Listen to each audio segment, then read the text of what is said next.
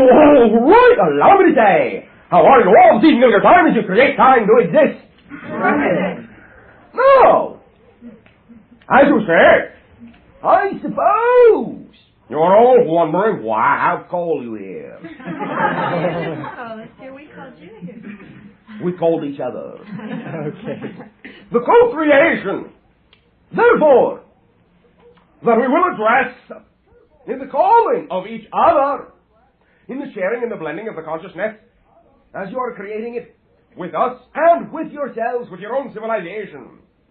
Tonight of your time, every moment of time that you create, can be viewed always as a continuous opportunity for you, each and every one of you, individually and collectively, to act upon your own concepts, visualizations, perspectives of yourself, to live your dreams.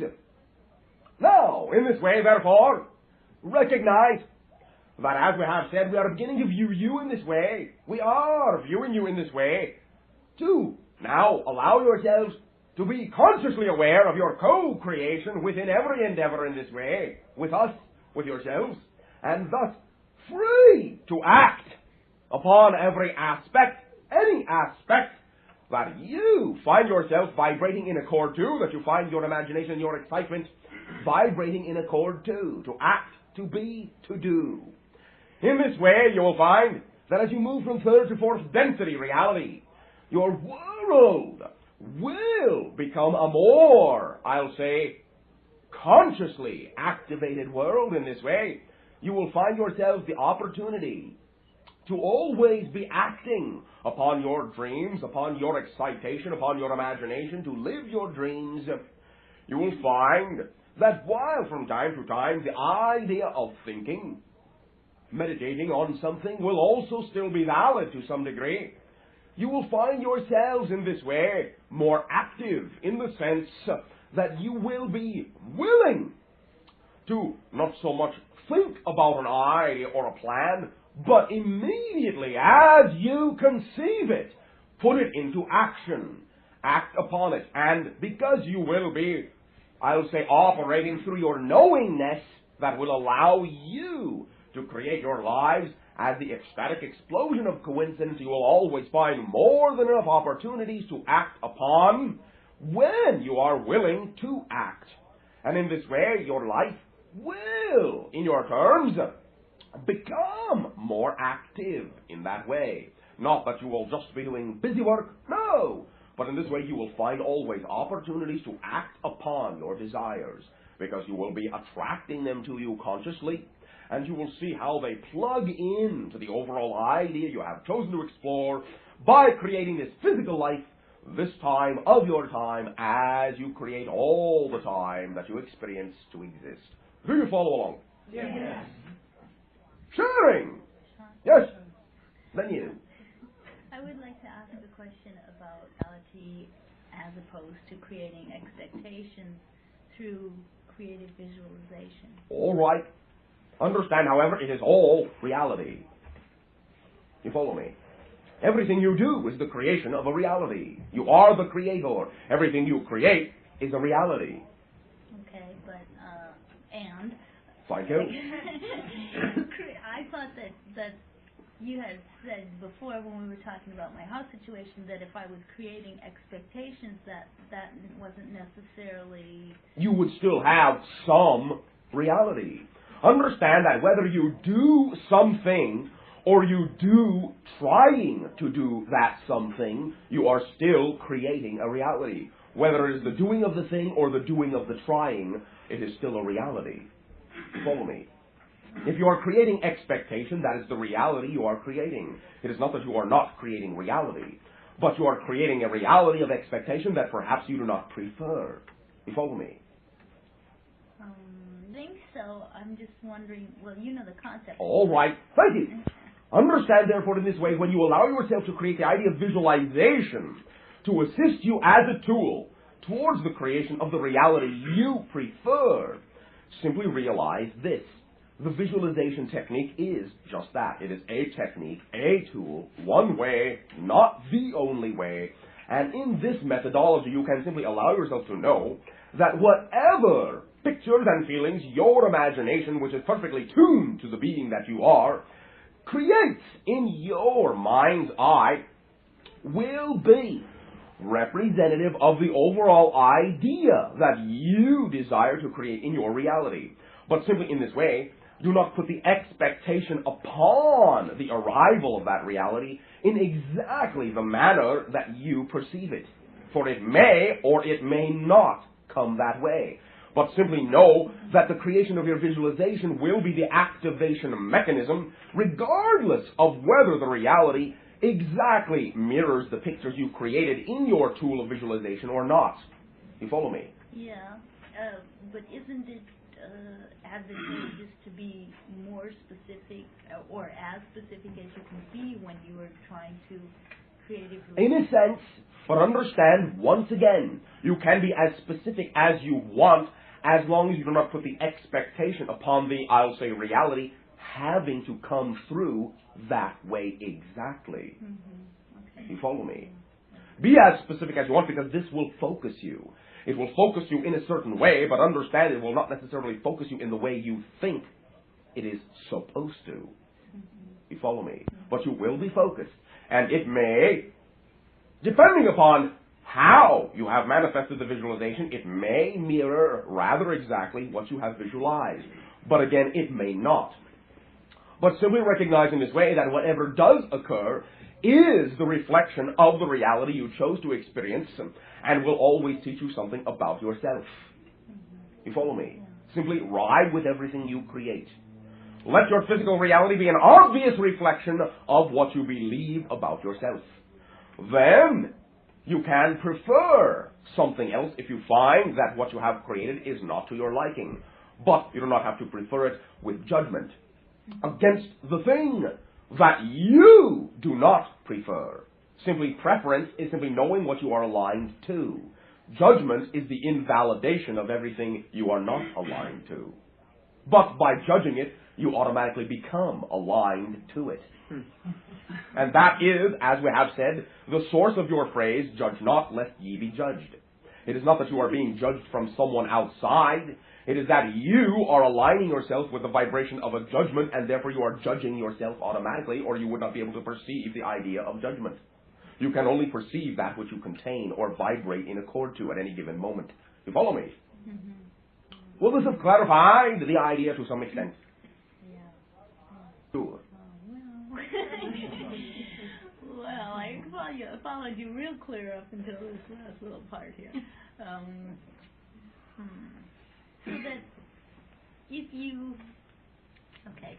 don't want to judge, if you don't want that to be part of your life, you should just not ever think about it? Understand in this way. You simply can recognize everything in reality as being equally valid. Now, some things are not, quote-unquote, for you in that way. You prefer to do things in another way. This does not mean you consider all the other ways which you are not doing to be wrong or less. You follow me? You can prefer the way you want to do something without judging all the other ways to be invalid. You follow me? Is that clear? Thank you! Yes? Yes, Bashar. This may be a little difficult, but when I was a little Maybe. All right, if you insist. When I was a little girl, I think I had a very vivid imagination, and I had all kinds of pictures in my head of things, Yes? which I've since found out were probably metaphors of what I'm learning now. All right. One of the things that... Do not forget that even your physical reality is a metaphor. Yes. All Okay. right. One of the things that, and I was very young, probably between 8 and 12, Yes, typical. I used to think about the concept of eternity. Yes. And I used to think about it so much, it gave me what I thought at that time stomach aches. So that in time, I actually very consciously repressed any ideas that had something to do with it because it would stay with me for a long time. I've since thought about it, Yes. but only cognitively.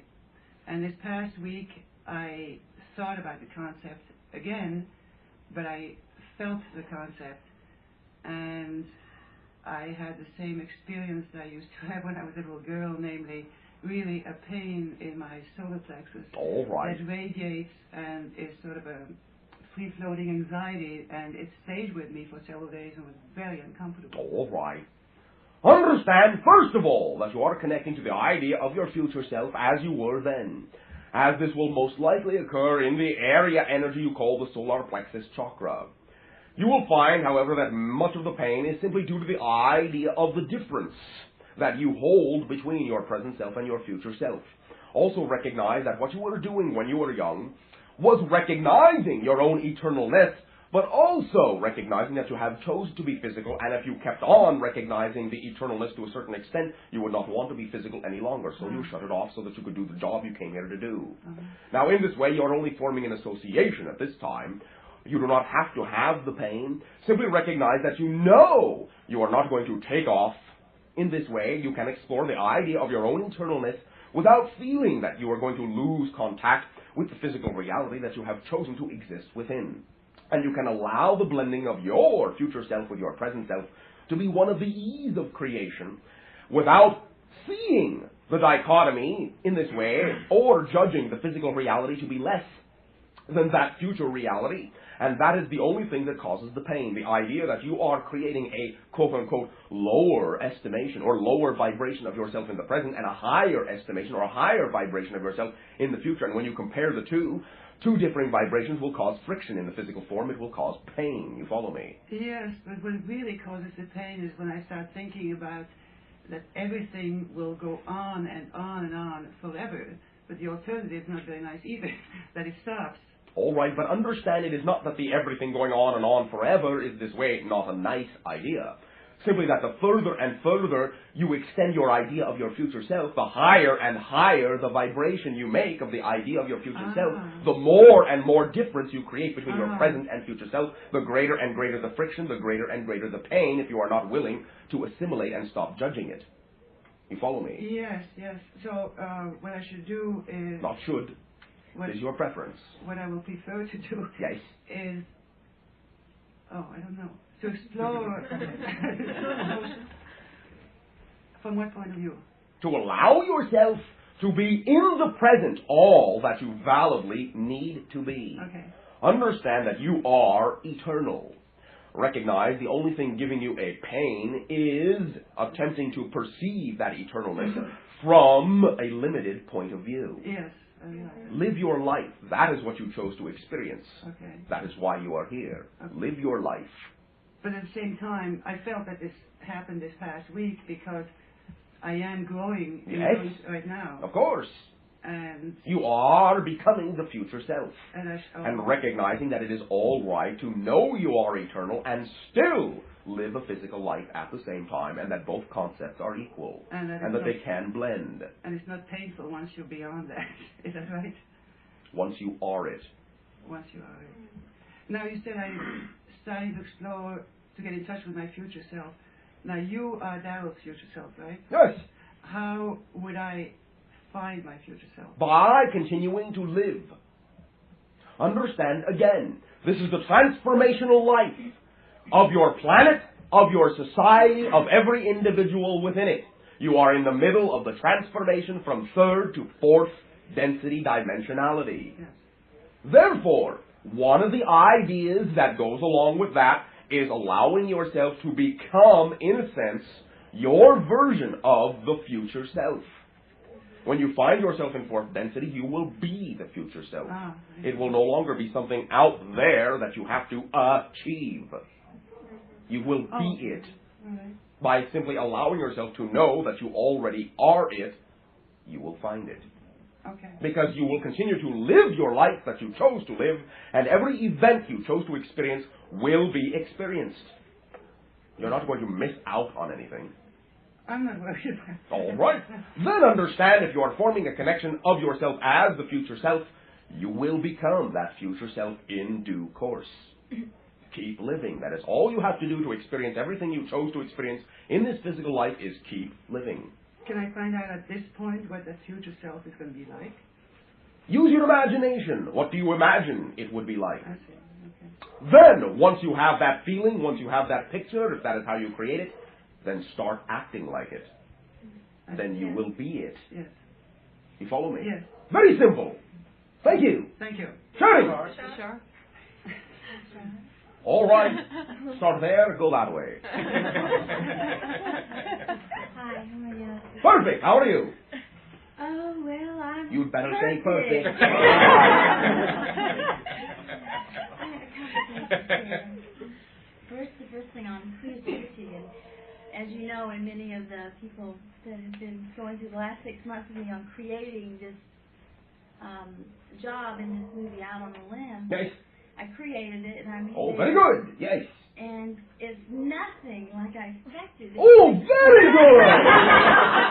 Very I good. tell you would love you on your planet right now because Oh, we do. because I would say it's nothing like I expected, and I just Very good. it's blowing holes in all of my expectations. And, Oh, yes. I've been a bit confused, so I know you love that. Oh, too. thank you. Yes.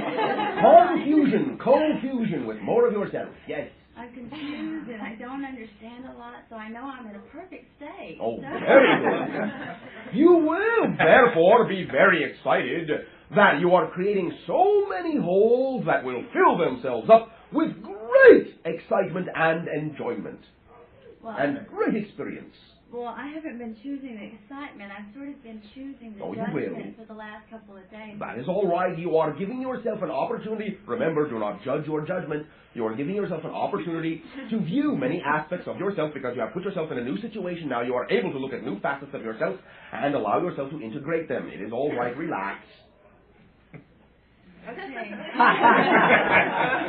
Well, I sort of like built this vision based on my All right. higher soul Sort of like, friend. yes. And, you know, I'm now dealing with not just, I mean, it's all reality, but dealing with people who, and this is a judgment, but I'm going to say this because this is what I've been feeling, that... Now, one moment before you say I won't say it. it. Before you say it.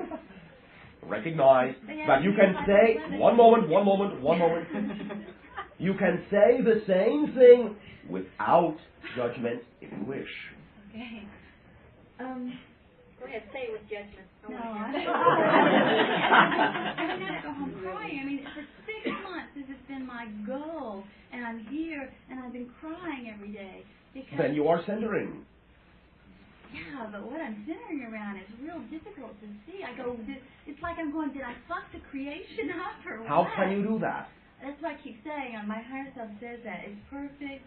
Don't worry. You're going to be amused when it's Do all you think, in finished. your opinion, it is about time you started listening to your higher self? To trust?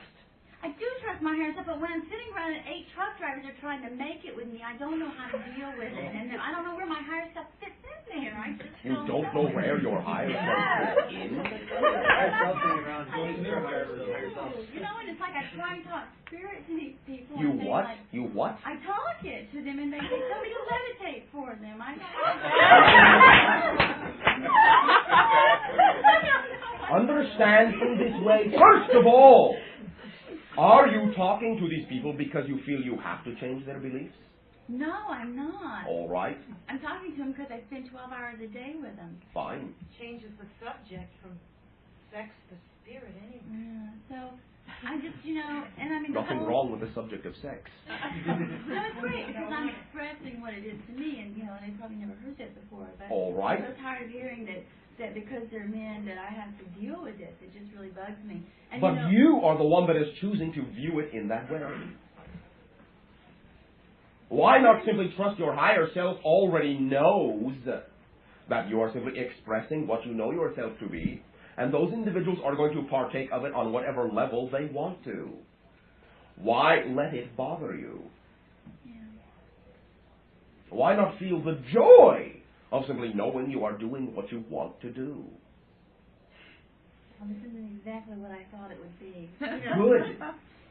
But you are still doing what you want to do. Well, you know, the whole thing has been on this connection with this being, and I suppose, I mean, I really, on some level, I really know it's all wonderful because it's really, I am getting the opportunity to see my judgment about certain groups of people. All right. Because I am like having to be with these people all the May time. I remind you of something? Yeah. The individual for whom you find yourself now working, the female, Yes. did she not in this way express that she has experienced much the same? I don't know. I haven't really, I thought this like magic connection that I've been getting visions of and really going through for 6 months was going to happen immediately, and here I am, it's not happening, and I guess there's a process. Because you are creating impatience, because you are creating a need for patience. Yeah. Enjoy what you are doing, and you will not need patience, which will create impatience. Okay. Now understand in this way, if you are willing to work with that individual, recognize in her conviction the same conviction you have always said you desire for yourself. Recognize that she does not care what anyone else thinks, nor what anyone else says, because she is willing to know what she wants for herself.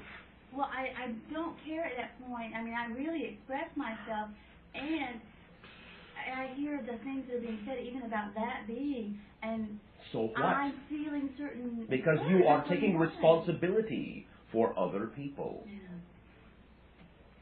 Act off. That's a big lesson to just... Yes. It's like the biggest lesson I think I've ever faced in a All right.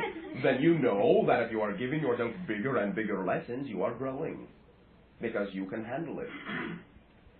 Otherwise, you would keep giving yourself small little lessons. And you would stay in kindergarten. I just wonder, like, I go, well, I created this, and yet I'm not even dealing with this female being at this point. I mean, How long have you been working 3 there? days. Okay. Thank you. End of conversation. Okay. No, I have no question. All right. Okay. Now, last Thursday, before I first, let me say, I just am so glad to be back with you, and I know you've been with me anyway, but I'm just glad to be around you and with Daryl and everything. All right. We last- appreciate your sharing as well. Thank you.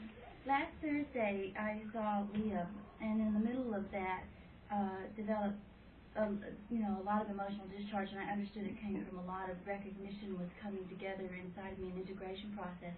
And I developed severe headache in my third eye area. And, I had an experience in the middle of the evening with another being. I assumed it was Mukta. And then that was fine. And then Saturday night, the same thing happened. Intense pressure in my third eye area. Yes. And some images came up, one of having a piece of wood driven into the third eye area, and another of a Mayan temple, and the name Quetzalcoatl came up. Can you tell me, one, is the pressure was simply just a blockage to integration, or was just the way I had chosen at the time to integrate, and what the Quetzalcoatl temple were? Understand in this way, you are using an ancient symbology from the idea of another life to represent some of the idea of the blockage that you are experiencing now. And in this way, recognize it was, in some factions of that civilization, a practice to believe that physiologically opening that up by, I will say, cutting or forcing in this way, was one way to get it to work. You follow me? Yes, in the middle of the sleep, I was trying to ease the headache, and in the middle of the sleep, I heard this very strange sound, like a ticking, like you have a balloon and you pull it. And at that point, I remembered a couple of months ago you had told me that I had been given a chrysalis, and to be careful not to punch out of it. And when I heard that sound, I thought, oh, the chrysalis is being opened right now. Oh, very good. Is that really that's part of what was happening during the pain? Yes, in a sense. It's just unfolding. And Of course, relax. thank you, I love you. Oh, we love you. Next. Bashar? Yes!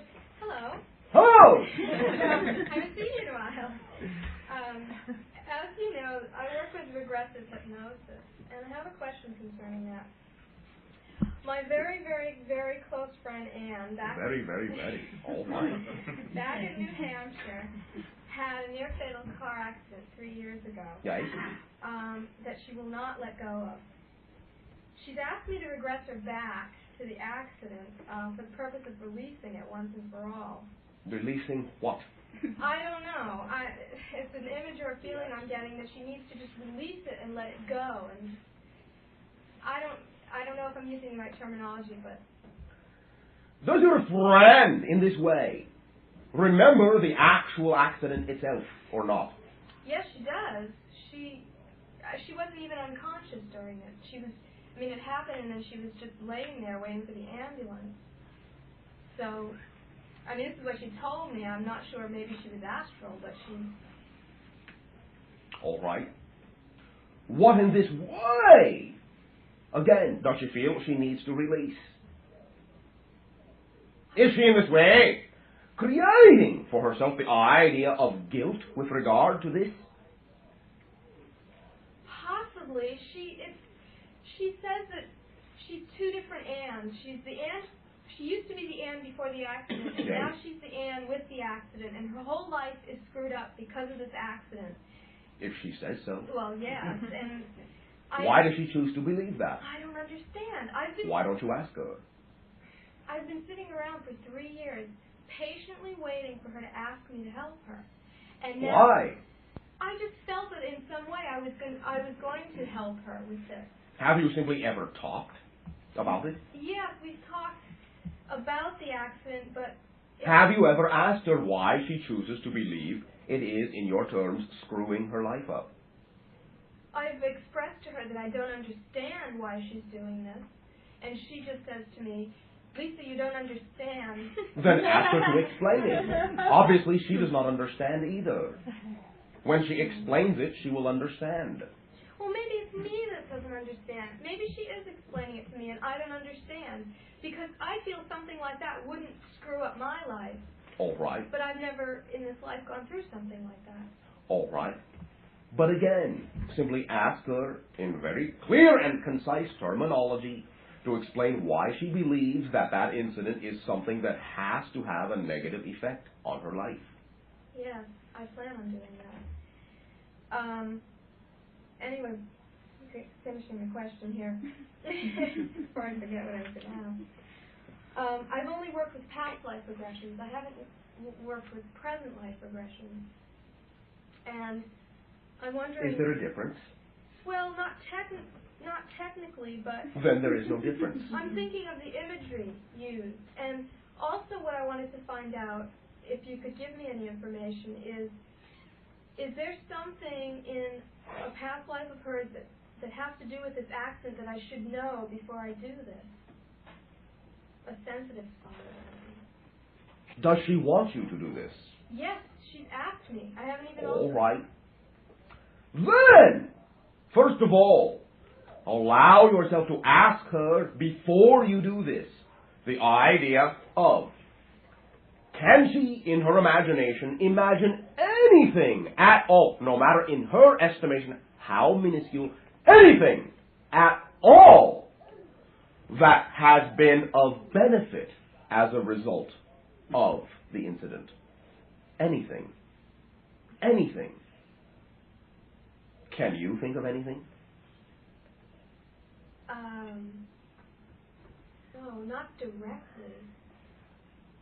I know that... Did you know her then? Well, see, this is the tricky part. Tricky. All right. We were friends for 2 years before the accident. Yes. 6 months before the accident happened, we had something karmically that we chose to experience that separated us. We were separated for 3 years while the accident happened and while she was recovering. All right. 3 years after the accident, or 2 years, whatever, she contacted me and we resolved our differences, and now our relationship is much, much closer than it was before. Then that is one benefit, is it not? Yes, but does that have to do with the accident? Why not? I don't know. Understand, every event in your life always changes you completely. Yeah. Therefore, one idea of positive manifestation of that incident was to allow herself in this way to integrate to such a point where you rekindled the idea of your closeness. And now you are being asked by her to assist her in the discovery of many portions of her personality that she has not been willing to look at and feeling very guilty about. You follow me? Yes. Therefore, you may start with that. That is one idea that has already happened because of the incident that is of benefit.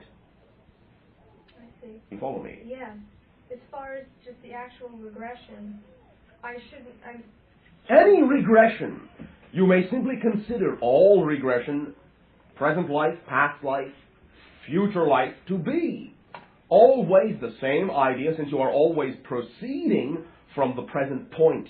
Mm-hmm. It does not matter how far back, how far forward.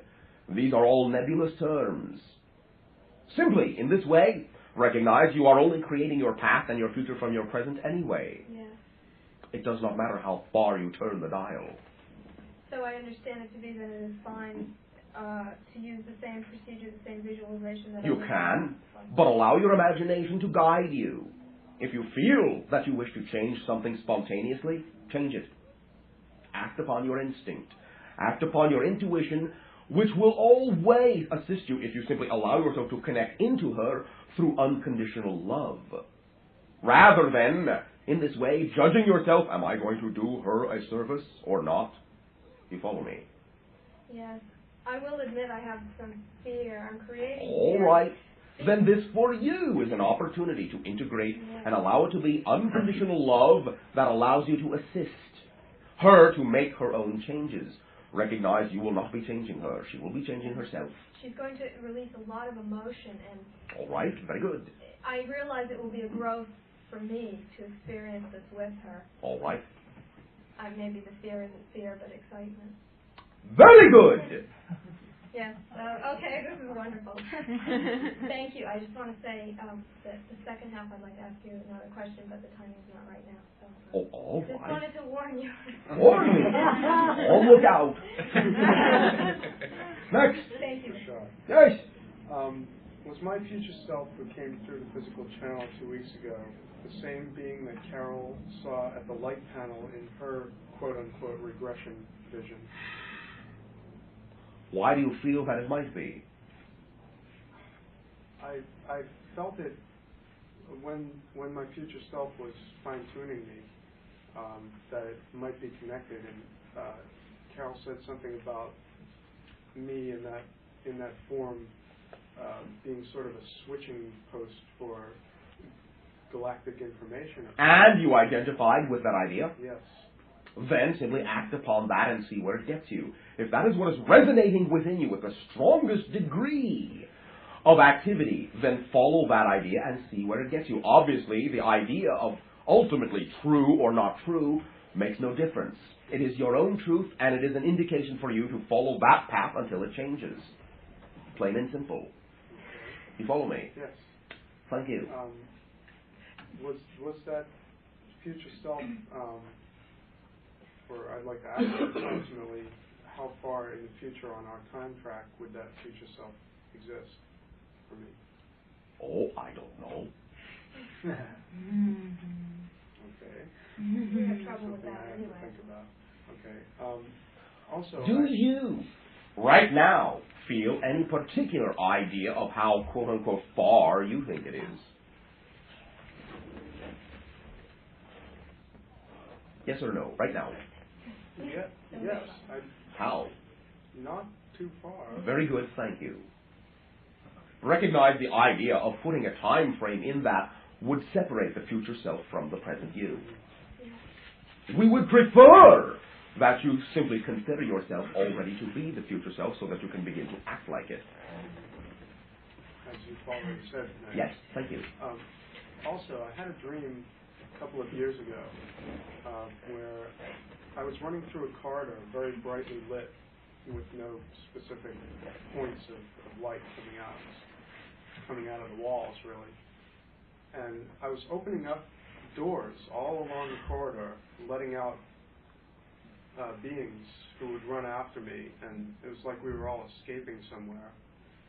And then I was suddenly drawn out of the corridor into another area, and I was being shown around what I thought about now is to be a craft of some type, or an underground city where there was a room where there was a very large spinning, what I think was like electromagnetic energy, but it seemed to be a being.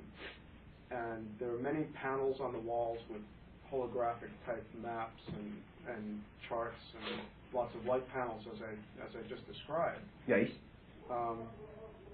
And I was taken by one being into this energy where I was actually floating around in it. What did that being look like? I cannot remember exactly. I had the feeling of age and very light, very whitish. Continue. And we were floating around in this energy, and I was asking the being questions about the source and the origin of this thing. And? Since it's so long ago, I can't really remember all the little details. But I really have the impression now that that was some sort of a craft that I was taken aboard in reality. Yes. Did this happen in my reality as a child? Happened at the moment you experienced it. Mm-hmm. Okay.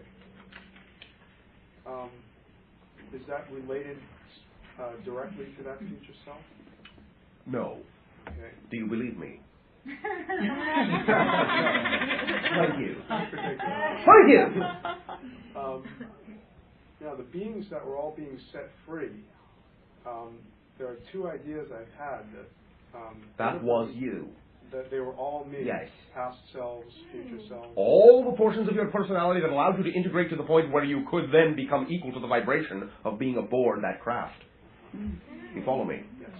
You had entered another dimensionality, and to do so, you have to take all of you with you. Okay, very good. Thank you. Bashar. Yes. I wanted to ask you, I've had a phenomenon lately that feels like, well, the nearest I can describe it is some sort of heart palpitations, and it hasn't caused fear exactly, but I've wondered, is this For how long? For how long? Well, I've been noticing it. 2 weeks? Yeah, something like that. Is it physical or metaphysical? Metaphysical? Beyond physical. If you are feeling the palpitations, obviously it is physical. Now, in this way, simply understand that you are sensitive to the electromagnetic field of your Earth. As many of you are sensing the shifting going on right now within that electromagnetic field in your locale. Recognize in this way, or allow me to ask you first, are you experiencing any particular pains in any sections of your body other than the palpitations? No, it's not even a pain, it's just a sensation. All right. And I don't know whether my heart's going to stop or not. It is not going to stop. Recognize you are simply sensitive, as many individuals are, on that vibrational level, which is represented by the heart chakra vibration, to the idea of this electromagnetic shifting. Now, as we have said, there is still high degree of probability within what you call this week of your time, extending into the next week of your time, for there to be what you call a tremor or quake in your area or nearby. And like many other individuals, this is primarily what you are reacting to. You will find a high percentage of individuals will experience the idea in that way. Some will also feel pressure and pain in their sinus areas. There have been rumors already, haven't there, very slightly? Some of the energy has been redirected, but in this way, recognize it is not the ones we are speaking of. I'm sorry, I didn't get that. There have been a few slight tremors in your area, but they are not the ones we are addressing. I see. Can you say anything more about that? No. Okay. Sure. Why would be sensitive to those tremors? I think Why not? In this way, Once again, understand that you are immersed in an electromagnetic sea.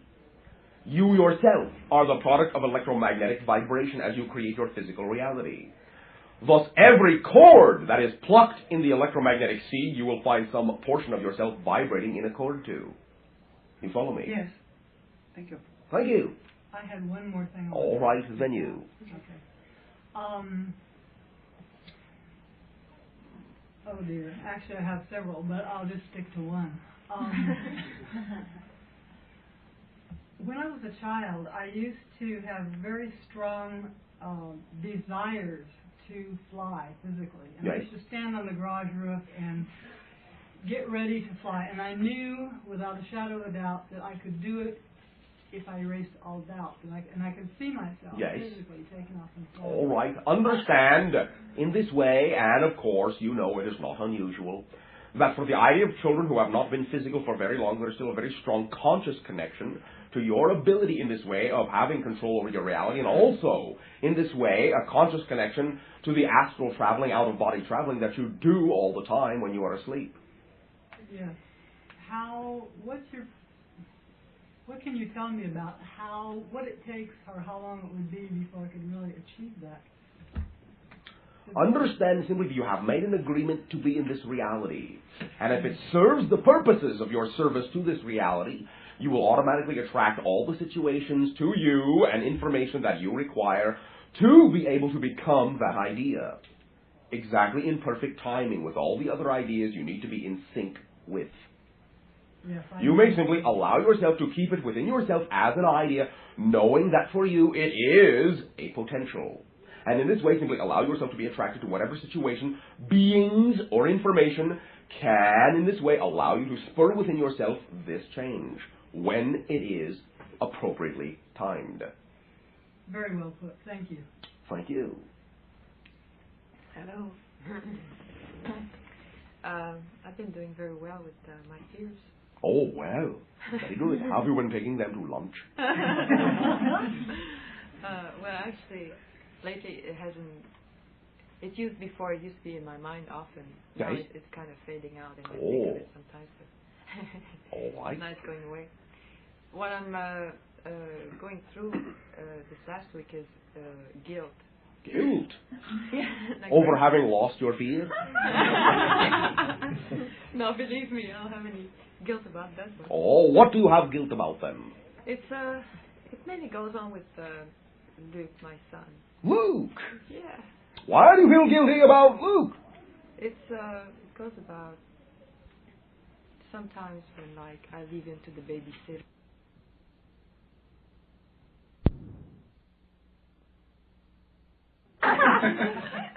Why do you leave him to the babysitter so that you can do some things you want to do? Yeah, right. So? Well, I'd like to know if you could tell me, refresh my memory about what guilt is so I can work on it and don't go into those things. You are judging yourself. You are separating yourself from the all that is that you are. You are not validating yourself. You are feeling less worthy than some other ideal of yourself, against which you are measuring yourself, and always finding yourself to suffer by comparison. Yeah. Oh, yeah. Oh, yeah. All right. I know that one. Oh, all right. Well. Tis a very creative tool. Great. Well, thank you. Sherry! Bashar? Yes? Uh-oh. It's Ken. I'm working on my screenplay regarding Crystal Skull. Yes. And at some point soon I'm going to have to describe the brain operation Yes. in detail. Now, it doesn't excite me to go through the procedure of going to the skull and gazing into its eyes and going through that. So I'm wondering, would you be willing to tell me what you can about this brain procedure, what kind of cutting, what kind of passageways to enter, how the crystals are used? Well, there were the idea you call bronze tools, stone tools, in this way that were very sharp, as you say, scalpel-like, which could, in this way, be used to chisel through the bone area, but understand, in this way, the being was already, in your terms, anesthetized, though awake, though aware. In this way, the usage of what you call the acupressure points and also simply the manifestation and manipulation of the being's energy, auric field, would allow the being to be in a trance state, aware and awake, but not feeling any pain in this way. Then, certain areas over the crown of the brain were cut away, forming small circular holes. Then, there were crystalline forms, some of which had some of these metallic rods, very, very fine wire-like rods, going through the center of them, the rod being inserted very carefully into certain sections of the brain, and the crystal being allowed to channel the electromagnetic energy, the light energy, and the auric energy of the one performing the operation to channel through the crystal into the rod and make the pathway adjustments into the brain, I'll say, circuiting of the brain in that way. You follow me? Very, very hair-like fine metal wire through the crystals. The passageways that you refer to, the rechanneling, is this a physical cutting of tissue?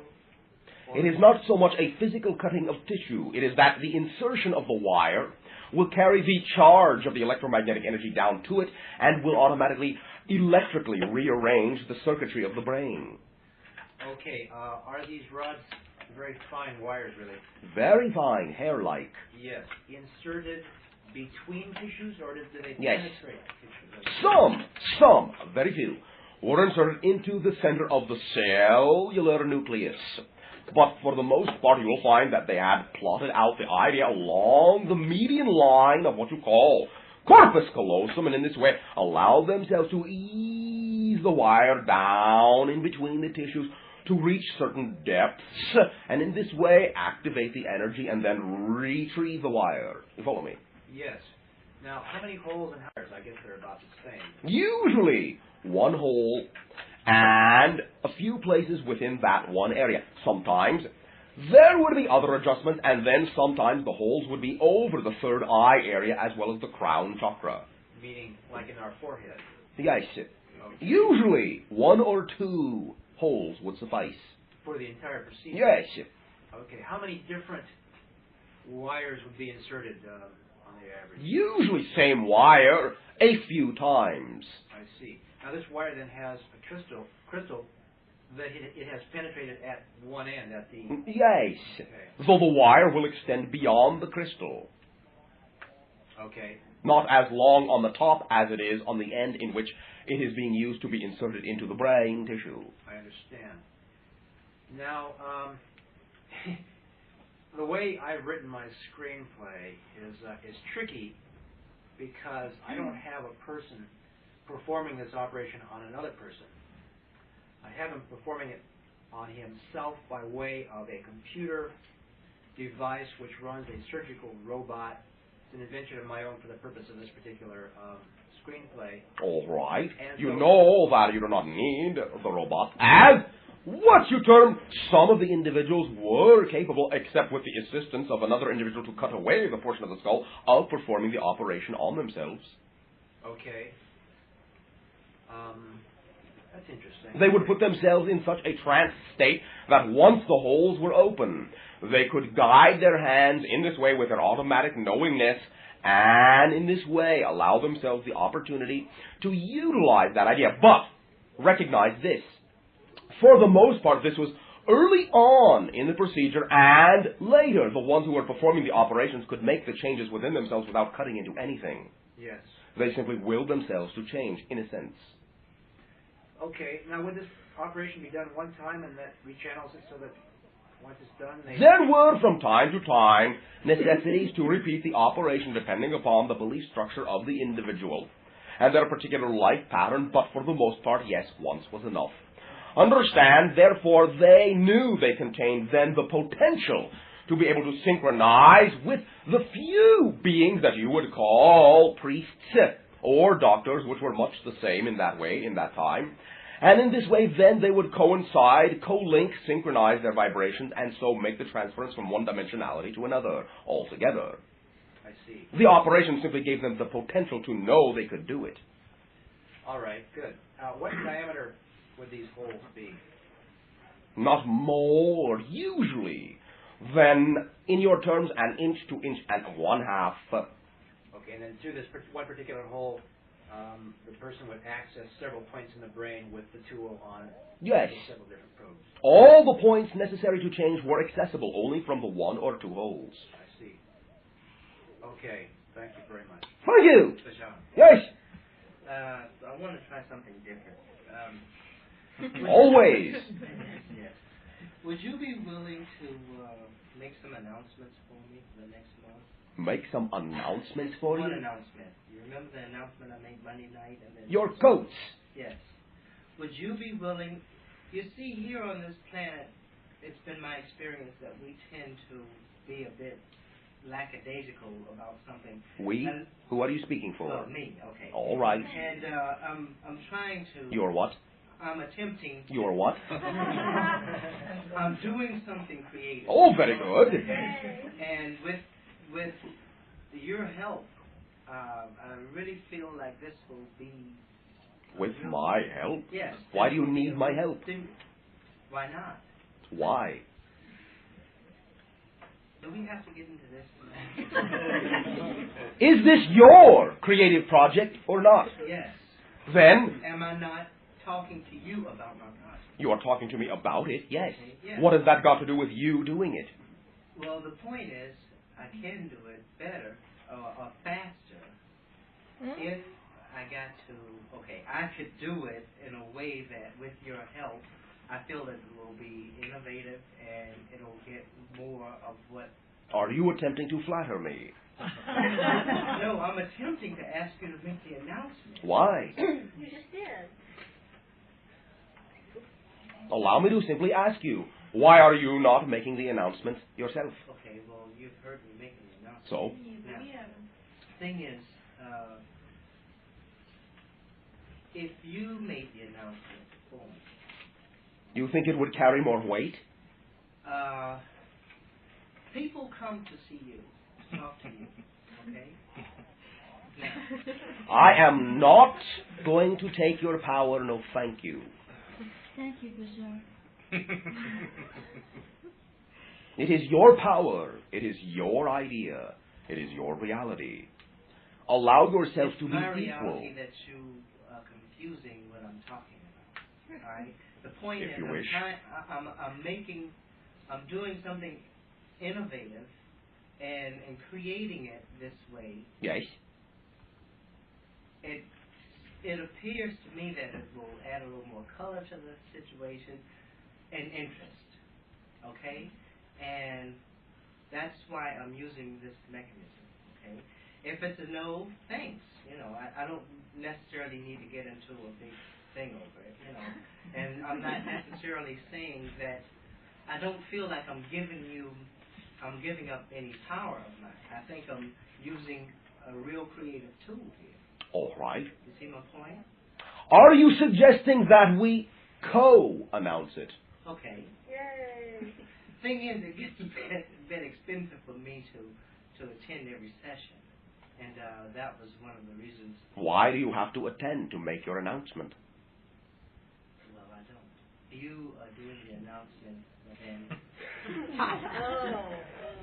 Now, in this way, first of all, simply recognize, do you make available the idea for all these individuals to be able to get in touch with you? sure. All right.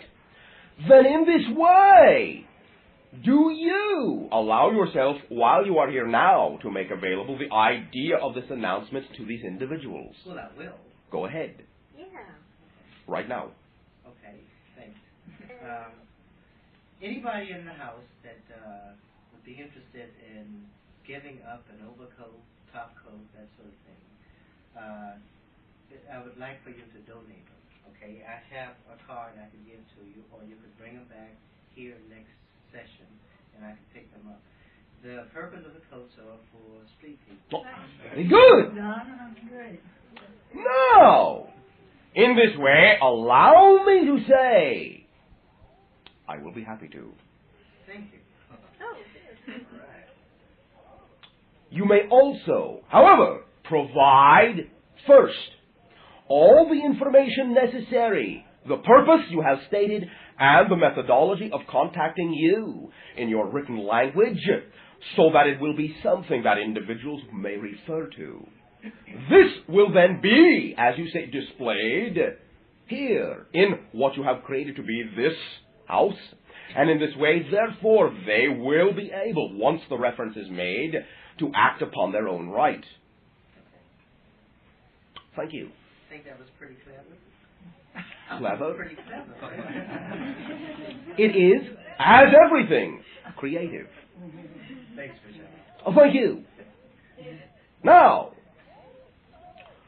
you may also, in this way, allow me to announce the idea of, with each coat, that each individual will, in your terms, donate, that you take the coat, wrap it round your shoulders, and vibrate unconditional love into that coat. And in this way, you will be donating in your terminology, yes, as a symbol, but still, you will be donating that unconditional love, the vibration and magic of your warmth from your heart, that will kindle a fire if those beings will choose to accept your gift within them, that will always keep them warm internally as well as externally with the coat. Thank you all very much for your co-creation. Bashar? Yes? I had some people come and see me perform a particular number the last time out, and there's a friend of mine who wants me to perform one of the numbers at a metaphysical function. And as I know everything relates to everything else, I'm having some quote-unquote difficulty. Quote-unquote. Figuring out how it relates to the function, being that I die in the number. I mean, it's a beautiful number in itself, but I don't understand how it might relate to the situation or the function. Simply in this way, you may allow yourself to know that all individuals will derive whatever pleasure they wish from that, whether it is in your terms literally symbolic of the event or not. So it doesn't really matter whether it consciously correlates. It is a beautifully creative act. You may simply allow it to stand in its own right. Okay, that makes it cool. Oh, thank you. That's how we want it there. Because it's beauty, and that's what the whole evening is about, is beauty and love, and that's what your dance is love. Well, that's true, but there's a beautiful relationship that goes on, and as it's beautiful, there is, in a physical term, there is a separation being made. And in looking at it from that point of view, all right, but then understand that all the individuals who will attend that event will be then given the opportunity to remind themselves that there really is no separation, because you will be giving them a reflection upon which they can look within themselves at all the ideas of separation they have created, and then they can choose to realize, well, that is not really an ultimate separation. Oh, that's good. I like that. Yes, thank you. Okay, thank you. Sharing. Yes. You first, then you. I'm going through a little confusion about something. Oh, good. Yes. This is your specialty too.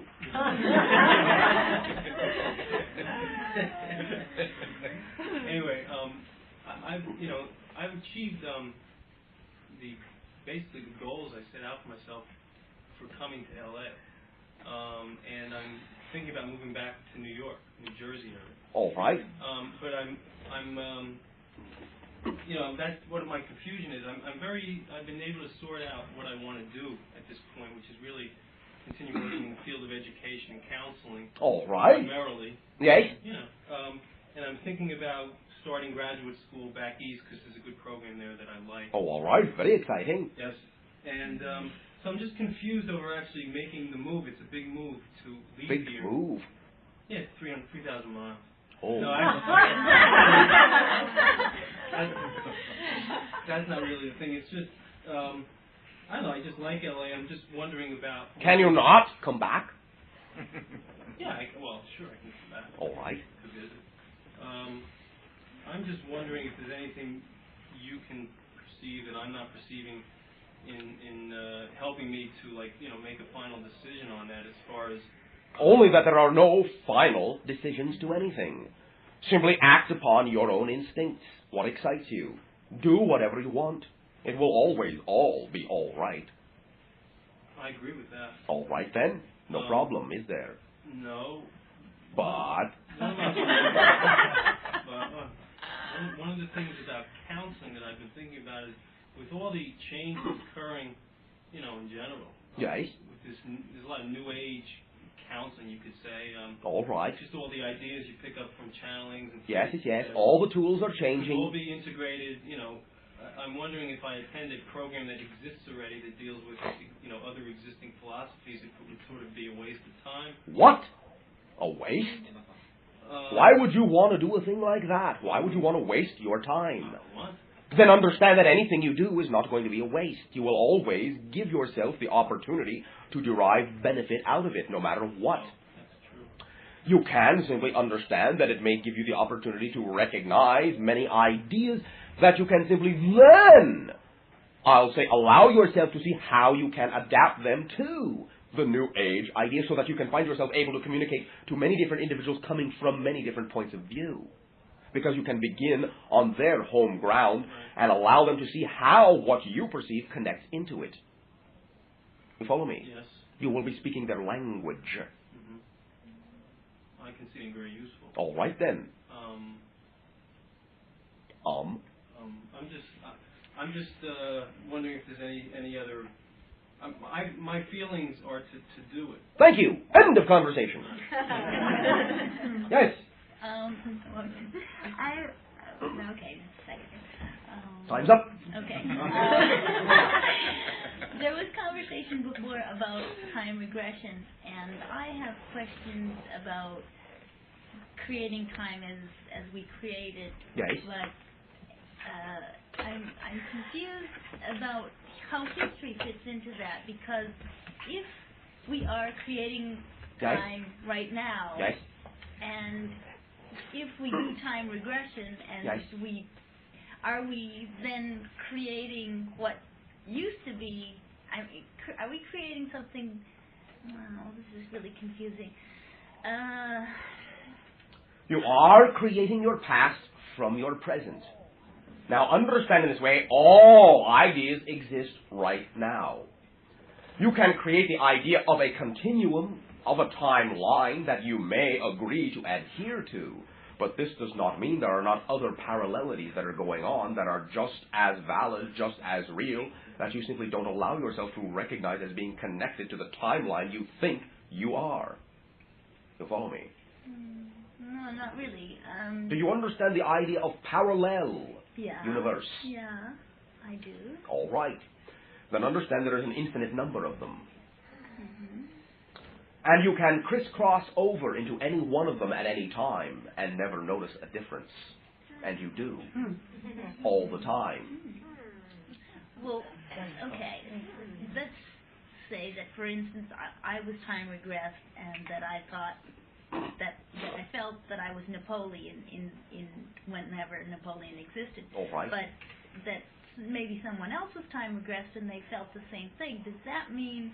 It means you are identifying with that idea and creating that reality in your timeline. Remember that you are your own complete and total universe. Well, your Napoleon is not their Napoleon. But then who was the real Napoleon?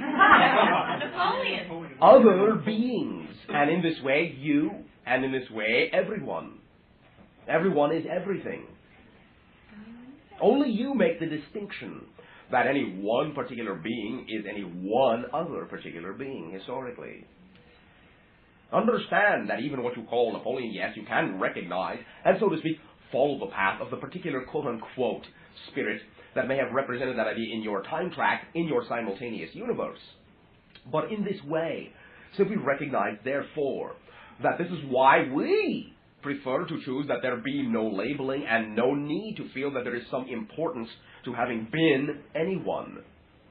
In this way, you can therefore simply use the identification, if you are creating it, to whatever advantage you wish to use it, without having to say, well, was I really Napoleon or not? Well, so then You are you. Okay. Period. Now. If that's valid, or if this is true, then is there any validity to having time regression done? Of course, there is validity to any tool that you create to understand yourself. Because you're only really using it to understand yourself at the present. Yes. Okay. All right, you, then you. Which one? Yes. Oh, yeah, I wanted to ask you, a few times in my experience, in my immediate state, a being or two have manifested. And they've helped me quite a bit at times. And I've also been informed by a psychic in New York City that there's one of them that keeps tabs on me, who I'm not aware of yet. Do you mean like I call spirit guide? Yeah, I guess so. I was wondering if you, these guys seem to have the form of just light. Yes. Now, back in the religion I used to be, and I couldn't get into that too much because I'd be considered nuts. Okay, but now, Now it is okay to be nuts. Right? And I just what I knew that they were from another universe or another density. All right, in a sense, yes. Do you know who they are? Yes. They are nuts too. That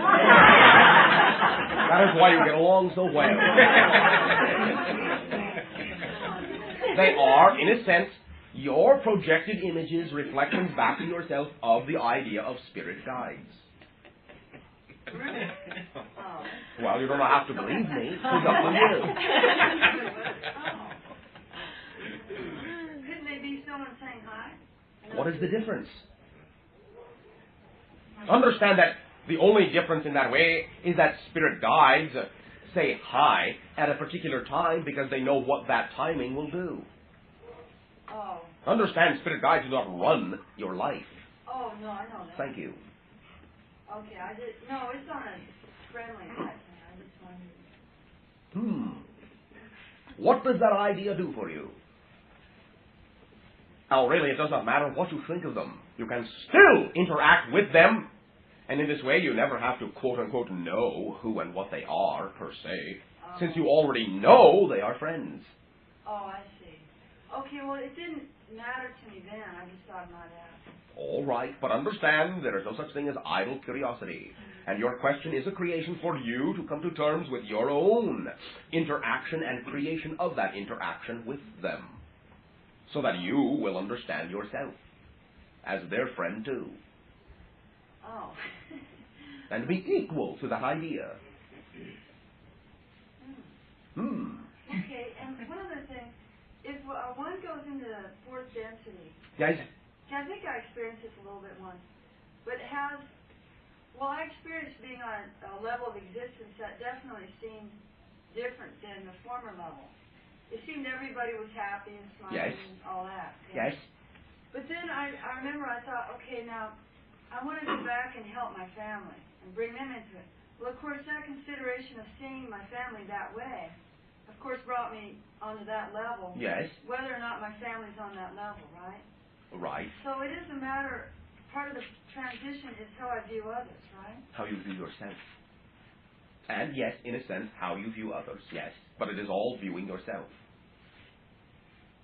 Okay, I looked at that before. But still we're sharing it with others, though. Yes, but again, in the quote-unquote ultimate sense, the definition of where you end and another begins is quite nebulous. But that seems kind of boring to view myself. But understand, you are both alone and everything, and surrounded by everyone, and together. You are all those possibilities. You follow me? Yeah. It is not boring unless you choose to make it boring. Yeah, that's right. Then create whatever version of the idea of the reality you wish to. Because that is all you are doing with anything, creating your idea of your version of the reality. Okay, that makes sense. Good. So you? Thanks. Yes? This is partly sort of mundane and partly more... Mundane? Well, yes. If you say so. I I'm might find it exciting, you know. I'm faced with making a decision on getting some rather expensive dental work done. Yes? And as I'm doing this, there's no absolute certainty that my teeth will deteriorate so that I would regret if I don't do it. The way I was thinking is I know enough so that I can keep my teeth the way they are now and don't need that expensive. If you say so, dental all work. right. However, I've had... Fancy way of saying but. And on many occasions, and one especially, I have felt throughout my being that I knew something without a doubt. Yes. And, I mean, nothing could convince me. We understand. And was proven to be wrong. Proven? Oh, proven. Okay. Well, one particular instance, it was 2 years ago. All right, but understand this. When you say you know something without a doubt, in that moment you do. Perhaps in the next moment you are creating doubt. Well, okay, but then nothing means anything if that's the case. Because Very good. Maybe that is why you created that situation, to remove the importance from certain things so that everything would be equal, on whatever level you would let it be equal, even if it was to you a mundane level. No, my teeth is at a mundane level. That was a very important thing. That had to do with... very important. Well, it had to do with healing my dog. All right. And I had an experience at one point where... But understand, you are the one that is making it important. More important than anything else. Well, aren't we here to experience things as being important? No. No? You are here to experience being you. Period. So that other beings around us should not be important? What is important? You put yourself out for them, you care for them, you, for example, with animals. Sharing. Yes. All right, but sharing is only possible with equals. And in this way, the idea in your society usually that you call importance will be the unequalizing of things. You single something out and make it more than something else. Yes. Then it is not equal, and you cannot share. I don't know. It is very simple. When you elevate something beyond everything else, you cannot share with it, because you are not then equal to it. It is more important than you or anything else. Focusing is something else. Just because you are focused on one particular endeavor or experiencing one particular reality does not mean it is more important than any other reality you could experience. It simply means you are focused on it, that you are creating that idea. That is all, in this way, the significance is. You follow me? Up to a point. Simply in this way, when you know that you are sharing ideas with your dog, that is that idea. When you are sharing ideas or expressing ideas about your teeth, that is another idea. Yeah. One is not more important than the other. They are both equal ideas. I guess I have trouble accepting that. Why? Well, because... Now, you do not have to accept it. Right. But when you say, I guess I have trouble accepting that, you are stating that as if that were some law of physics. You are creating to guess, and you are creating the trouble that you are guessing about. It does not have to penetrate your brain. It is penetrating your consciousness. I just find dogs more important than teeth. That's all I'm saying. Try eating sometime without them.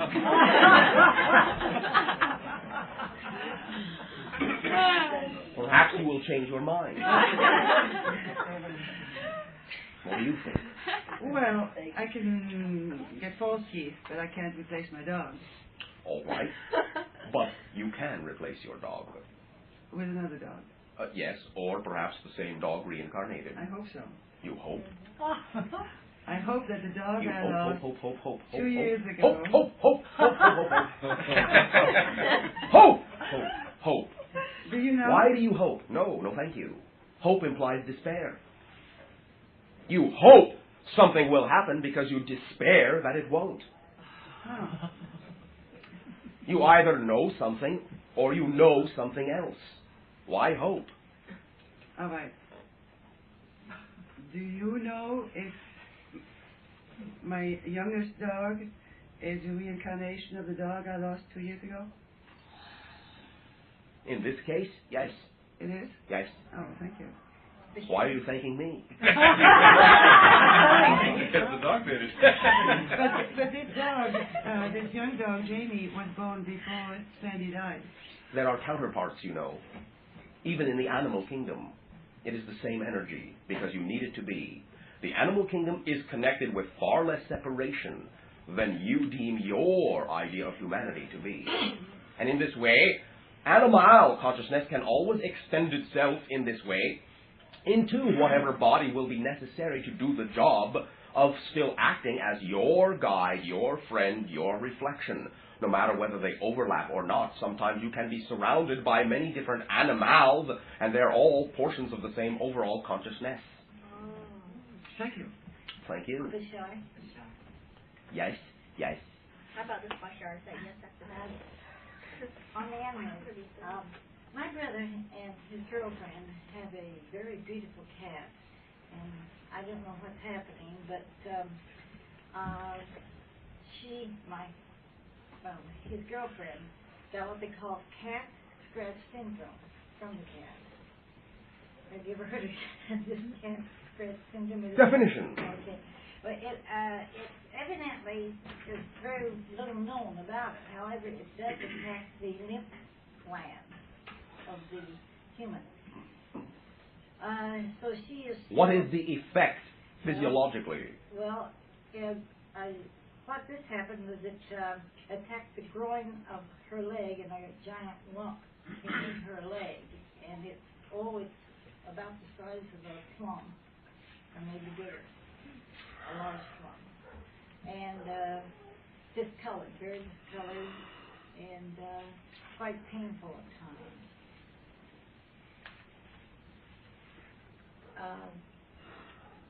An Oriental doctor was one that diagnosed it as such. Other people have heard of it. In this way, what dialogues have taken place between the human and the animals? Well, they're very very, very close. It's a very unusual cat to begin with. This is only part of it. How does this dis-ease impair the human? Not to a great, it doesn't impair to a great degree. Then what does this dis-ease allow the human to look at?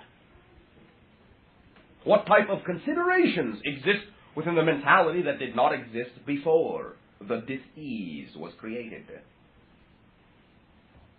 I really don't know. Ask her. Okay. Now, but this is only a part of it. Then my brother was scratched on the head, and he got a staph infection in the head, which attacked it around the mastoid, and a big bump on the face, and several things happened to his head, which he is now on antibiotics for. So I'm wondering what's happening with this cat and their co-creation. What's causing all this? What are these individuals like? What are the individuals like? Well, in what way? You mean? How territorial are they? How much spite? Quite a lot. Yeah, on the one side. Which? It was the woman. Is there a great degree of exploration in what you call these individuals' perception of need for defense? Yes. Especially the woman. Then allow it to be obvious that they have attracted a guide who will attack.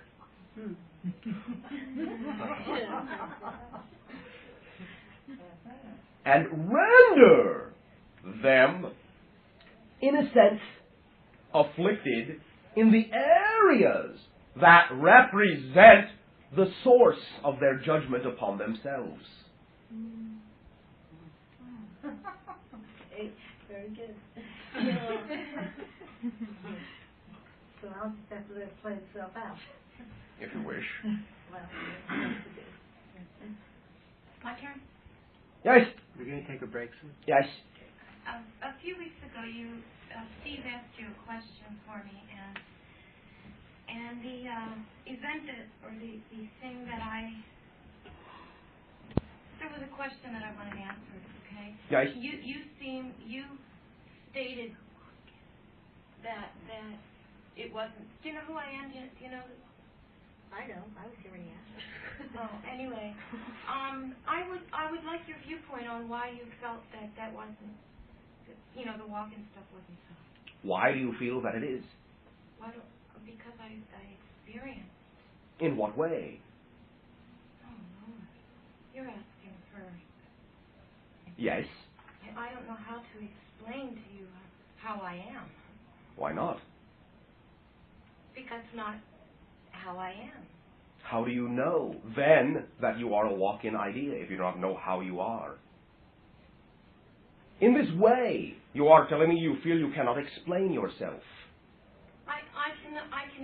In consecutive thought, I could go down the line of all the... All right. Use your imagination. In one or two concepts, how can you define the change that has taken place between the idea you think you used to be and the idea you find yourself being now? There is me. Yes. And there is her. All right. Now, who is the her?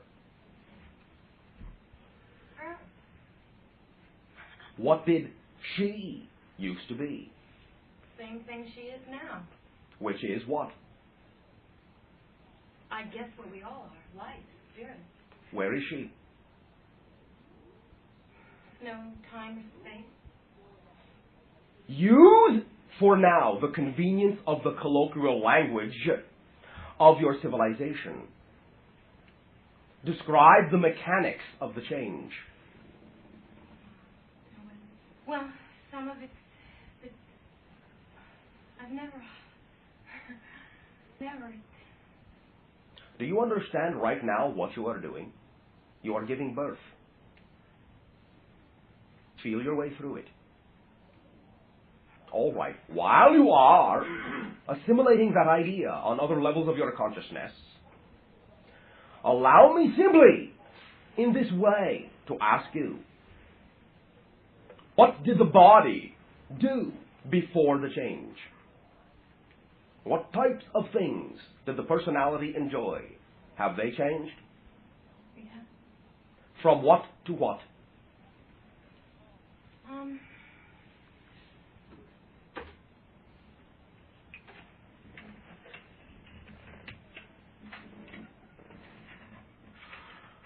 The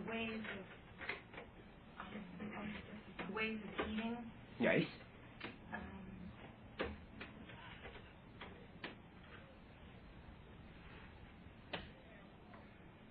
All right. Allow me to ask you this. Why do you feel that this is a difficult thing to answer? I don't feel it's a difficult thing to answer. I just never had to put it in the language of the society you have adopted? Exactly. I don't, with my understanding and understanding of yes. this world, I yes. do not know how to bring it into all right. manifestation so that it is understood by everyone, and I cannot speak on it. All right. Very good. Now, then, what is who you are now doing here? Doing here? Yes, what are you doing here?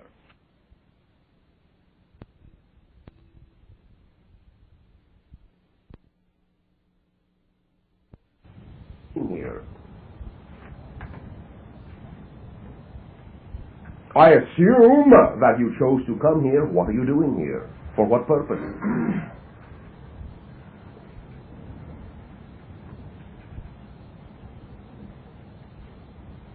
All I can say Yes. is for a transition. And what will you do in this transition? Because the process of coming in and going out are similar. All right, but answer the question. What will you do? I will help with the transition. How? Are you not helping now? Sure. All right, how? But there's not as much panic. As much panic? Yeah, there is going to. There will.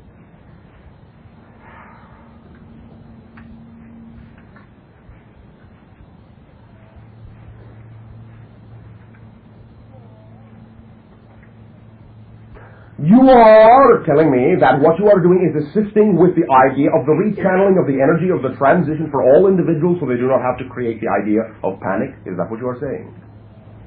I never thought about it that way. Sounds good. Is that what you are saying? So that they don't have to deal with panic? No. No. What are you saying then? They're not going to be. They're going to be so like oblivious to the panic that they won't even know what they are. Understand that when you are panicked, you know it.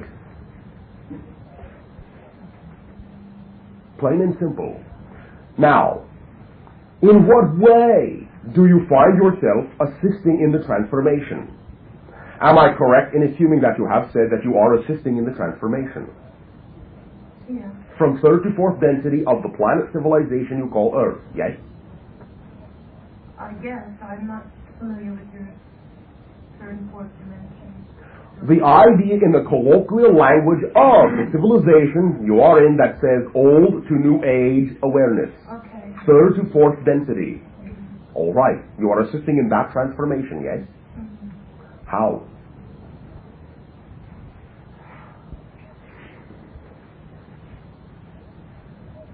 You mean, what am I doing physically about it? Yes!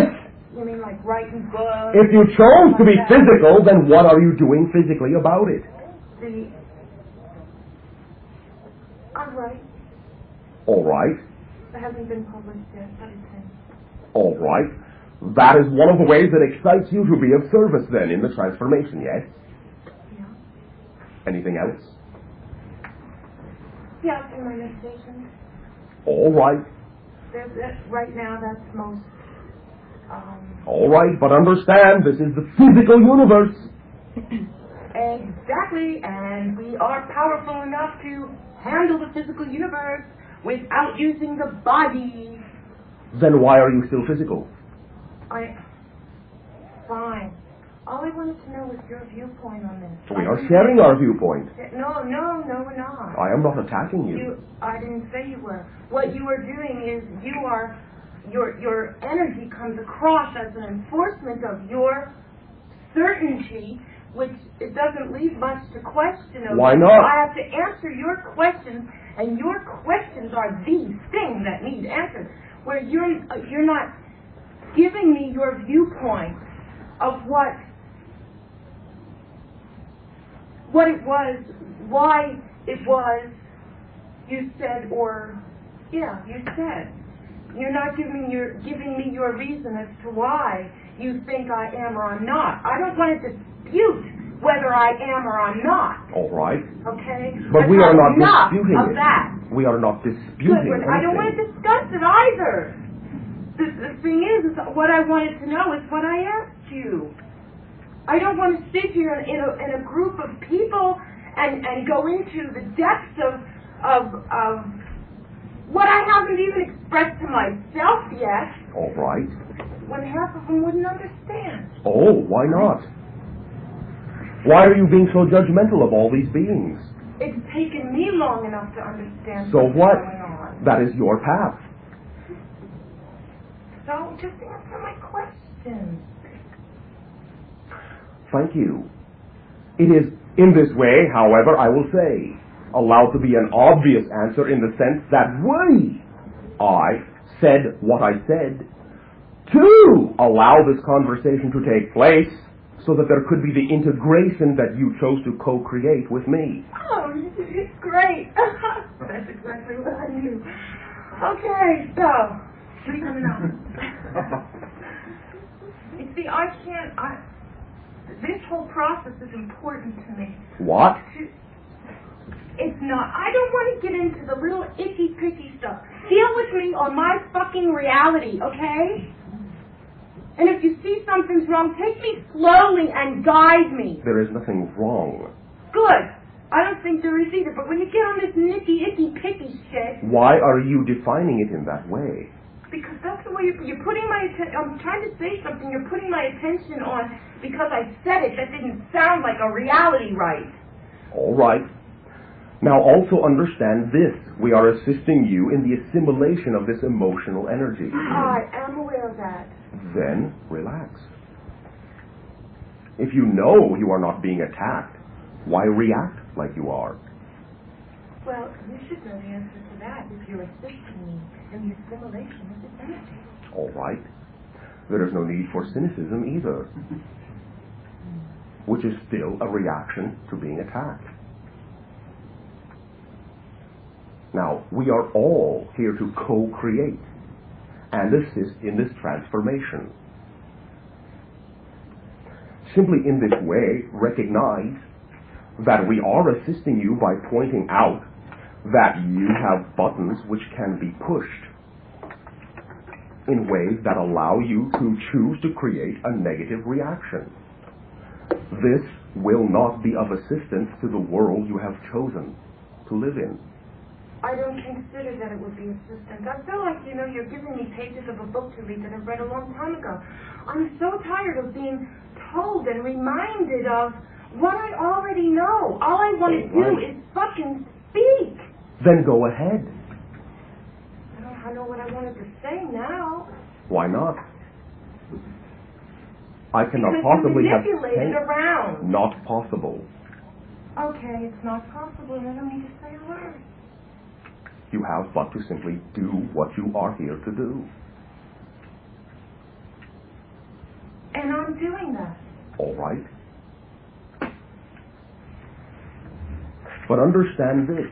If you chose to be in a world that you will wish to assist in a transformation, and this world you have chosen is one that has created separation for itself, then you are constantly going to be questioned.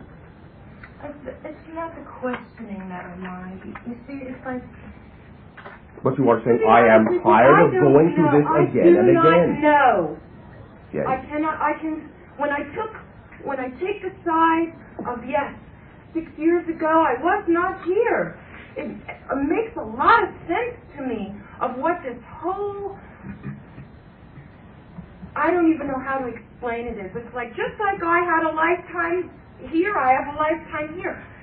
I don't know how to explain it. Do you understand? Yes. But may I ask you something? I don't know if that's the thing. I just want my questions answered. But you have all the answers. Fine, but you're like a springboard. Yes. I asked a question, you give an answer. Just like that one thing you said about the fuck was it you said? Excuse me if I'm not being social. There is no need to excuse anything. I'm tired of being social. Good. Yay. We are with you, Very good. Thank you. That's part of the problem is I don't know how to be social. Very good. Anyway, don't worry. We're all anti-social. We're with you, by the way. We are. We really are. All right. Thank you. Very much. Am I done? You can leave now. It was for this loving interaction that it drew you in, your curiosity. What curiosity? To know why I said what I said. Oh, okay. Yes, I know that. You see, this is not a stranger to me. It's like if I sit down tonight and I meditate and I create and I visualize and I whatever it is you call, I do it, okay? And I do it from a point of understanding or that vibration of no understanding, whether there's thoughts with it, whether there's anything with it. It's just a point. I take that point and I focus in on that point, and tonight is one of those points that I experienced 6 months ago. Yes. Okay. All right. Good. Okay, so I have the right to speak because I created it. Of So course. am I here or there? Anyway. You are everywhere and nowhere. Now, allow me to also tell you that the reason for this banter that we have allowed you to springboard off of is because one of the ideas, as you have said, is that you do wish to learn how to communicate to this civilization. And this is giving you an opportunity to center yourself and through your anger recognize that you can find the words, because if you are going to be a writer, you will need to find them to explain all the ideas you want to share. I know, but anger is such a not supposed to thing, but everybody's fucking suppressing it all over the place. One moment. The only time you can There is get nothing through that is to get wrong. angry. There is nothing wrong with anger. It's just exhausting. When you turn it into something else, yes. When you turn it into judgment. Judgment. Understand that natural anger is a self-aligning energy. It is not a negative emotion. It aligns you with the path you know you are. But natural anger usually only lasts about 10 to 15 of your seconds. What becomes exhausting is when you chide yourself for becoming angry, instead of simply using it as the tool that it is, to let you know where you are with regard to everything else that is going on. Okay, so on this walk-in stuff, I can't really just deal with me or my reality. You know, Proceed. Okay. You have the floor.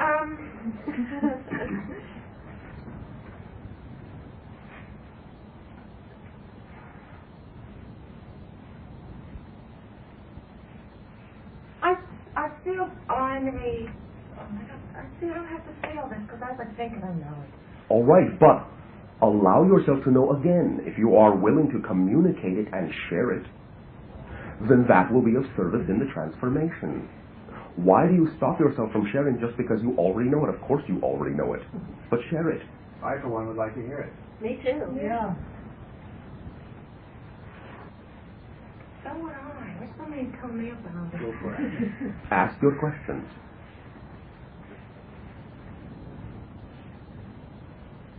I guess it's a matter of time. If there's a lot of feelings of questions and Yes. a lot of things come up. But It is a matter of timing, yes. Yeah, so I guess this is good. May I ask you a question? Sure. When did you first hear of the concept you call a walk-in, or that you heard on this planet using the label called a walk-in? 3 years ago. Was it 3 years ago? 82? Yeah. 82. And what you are saying then is that the experience of the exchange took place before that, Yes, by approximately 3 years? by approximately 3 years. All right. It actually took place over a matter of 3 years. It All wasn't right. an instantaneous thing. It All was a right. process. And, Very good. And when besides Brian, who I drove completely nuts on it, I had spoken to somebody, and they gave me this book, and Yes. so I started reading it. I don't disagree. I don't agree with a lot of it. All right. But not that I don't agree, not that they're wrong. I understand. I would rather say there was an exchange rather than I'm a walk-in. I don't feel like I have a great mission on this planet, no more than the rest of us. All right. Okay? I just feel like... That you have ascended into your higher self. And that you are exploring the realm of your integration with your whole, total higher being and expressing it upon the planet. Yeah, and that feels like that. All right. Then that is all we are saying. And that is why we said what we said when the question was asked of us when you were not here. Because the terminology to us was valid for you, but not in your terms completely descriptive of all the different things that were going on. So we said, no, it is not just that. It is not that. It is many other things. It is much more than that. Yeah, that's the way it's like the whole concept of walk-ins is like consecutive thought, you know. It's Yes. real. Somebody could only think that much. They didn't get the whole realm of it in there. Very good. That is why we said what we said, because we prefer to avoid standard labeling. So I'll just say I switch. Whatever. With somebody else. Or with another Well, maybe aspect it's of not. yourself. No, I don't know. It's like when you know, as Daryl, Yes. he can feel you. Yes. Okay. Well, I've experienced that. I can't say Yes. that I can be a you too. I guess I am, aren't I? Yes. I guess I am. Yes. Oh. But I'm here all the time. See, you're not. Yeah. Very good. But actually, I'm not here all the time. Very good. It is all Us true. walk-ins are crazy, really. You all are. Now, thank you for your loving sharing and the realization in your loving co-creation of this discussion that it does not ultimately really matter what happened because you simply know now what you are. And you are now willing to act that being out. Okay, but there are feelings that I have. Yes. That I need to bring up every once in a while. It is all right. And I don't mean the anger.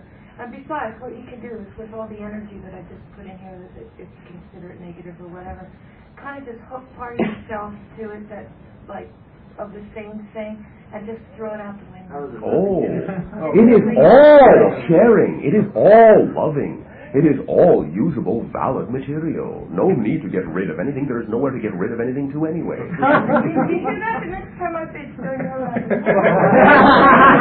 Understand that when you experience the idea of an individual, quote-unquote, bitching at you, you are co-creating a need to hear that. We know all that. All right. It's just hard to accept it.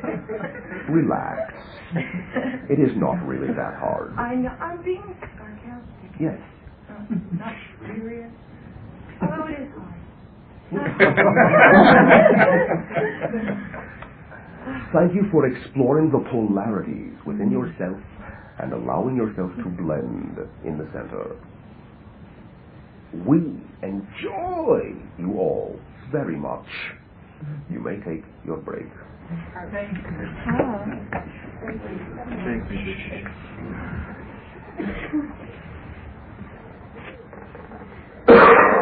A lovely day!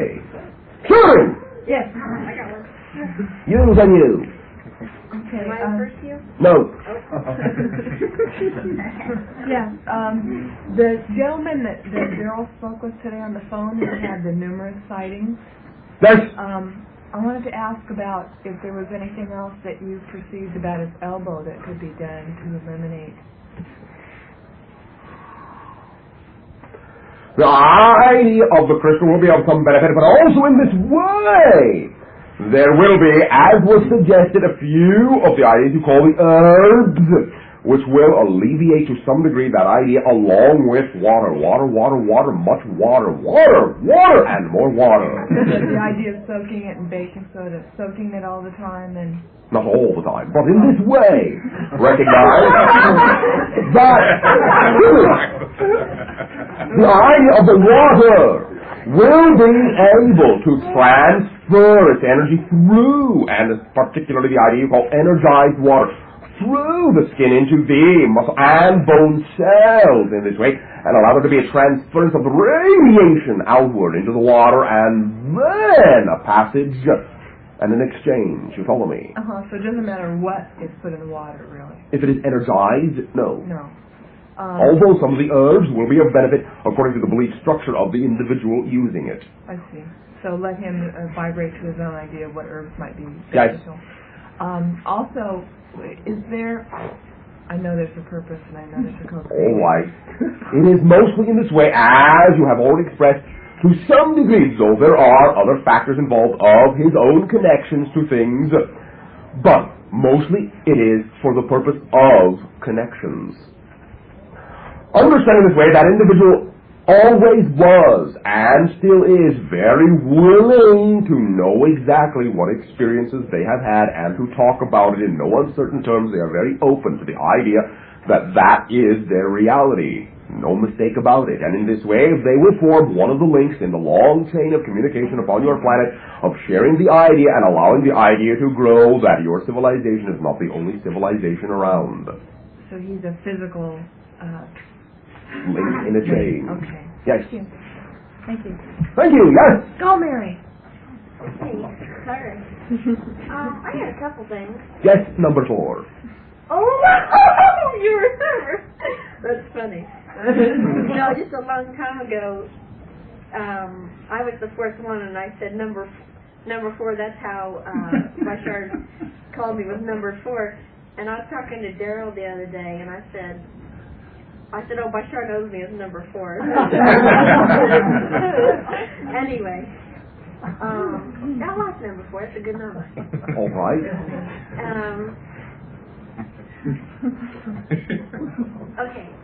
I have these 2 cats who live with me, Blackie and Brownie. One's black and one's brown.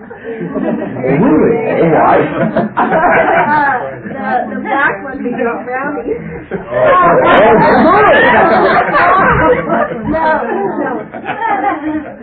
The black one is Blackie, brown one Brownie. All right. Black one's a boy, brown one's a girl. They're brother and sister. And you know, sometimes they act in a way, like in such harmony, just the way they do things, you know, just as if they were just like one body and I can move 2 hands together. Yes. And I was kind of wondering if they were... Kind of wondering? Well, that's right. not totally wondering. I was only wondering slightly. if they were like the same animal consciousness, or just are they separate, or the same, or... In a sense, now understand again. Basically, all animal consciousness knows itself to be one consciousness. Yeah. To them, the distinctions are not so important. Yeah. They manifest as they are needed to form the assistance of the type of reflections that you wish them to reflect. They do a good job. Oh, yes. Well, like when you were telling somebody else that their cat was like, or their dog or something was a reincarnation. All right. Again, all labeling. Mm-hmm. Yes, there is an idea of a linear reincarnation. There is also counterpart reincarnation. Mm-hmm. Understand in this way, everything exists now, however, and allow us in this way to prefer to begin to communicate with you in this fashion, to remove all the separations, labelings, and barriers so that simply you understand the act as it is formed in the present, without regard to, oh, was it this then, is it that now, what will it be in the future in this way. Allow yourself to simply know that whatever the interaction is now is the interaction that you are. And animal consciousness will most likely view itself not as its own separate identity, but as the series of interactions that it is with you and all other animal and human consciousness. Yeah. You follow me? Yeah, but I like to say but. All right. But I have another question. But it goes along the way it was like, as far as linear reincarnation, you were saying, let's think the new way, but I kind of like to think the old way. No, it is up to you. Okay. I simply said I prefer. Oh, okay. Well, then I want to ask you a question Yes. on Brownie. Yes. Is she, like, in some way linear reincarnated or some way related to a cat I used to have when I was a teenager named Thomasina? No. Oh, good. Different energy for a different time and a different purpose. Yeah. Thank you. Yes, then you. We used to live in Denver, and we had those 2 cats. They were also brother and sister, Thomas and Who had those 2 cats? What did I say? Okay. Yeah, we used to. Oh, I see what you mean. We used to be companions, and we moved away from Denver. We gave them to friends of ours. Yes. And they lived there very happy for many months. Yes. And then suddenly one day they just disappeared both of them the same day. Yes. They never came back. And I was just wondering. Their purpose was served. Oh, okay. Do you know if they still? They served some other purpose with some other individuals. Oh, they are with somebody else. Yes. Great. Thanks. Thank you. Yes.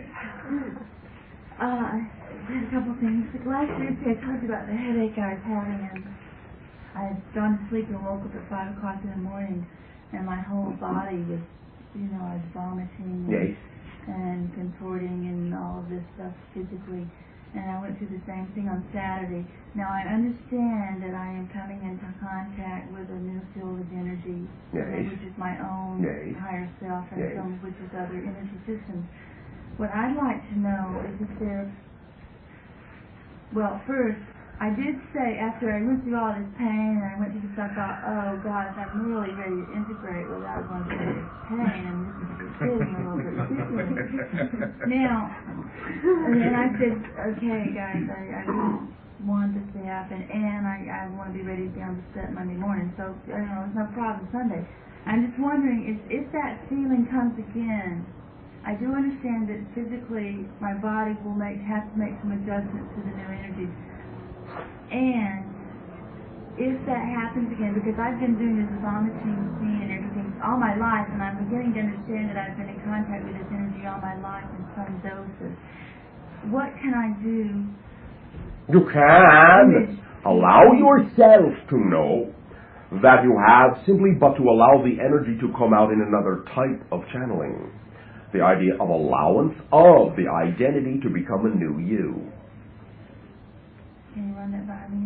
Simply in this way, the integration will or does not have to be the getting rid of anything, the clearing out, but simply the rechanneling of energy in another way, so that you can take the energy of anxiety and transform it into excitement, and in this way allow yourself to allow the pressure to blossom into a transformation of your identity rather than the physiological response of having to get rid of something or clear something out.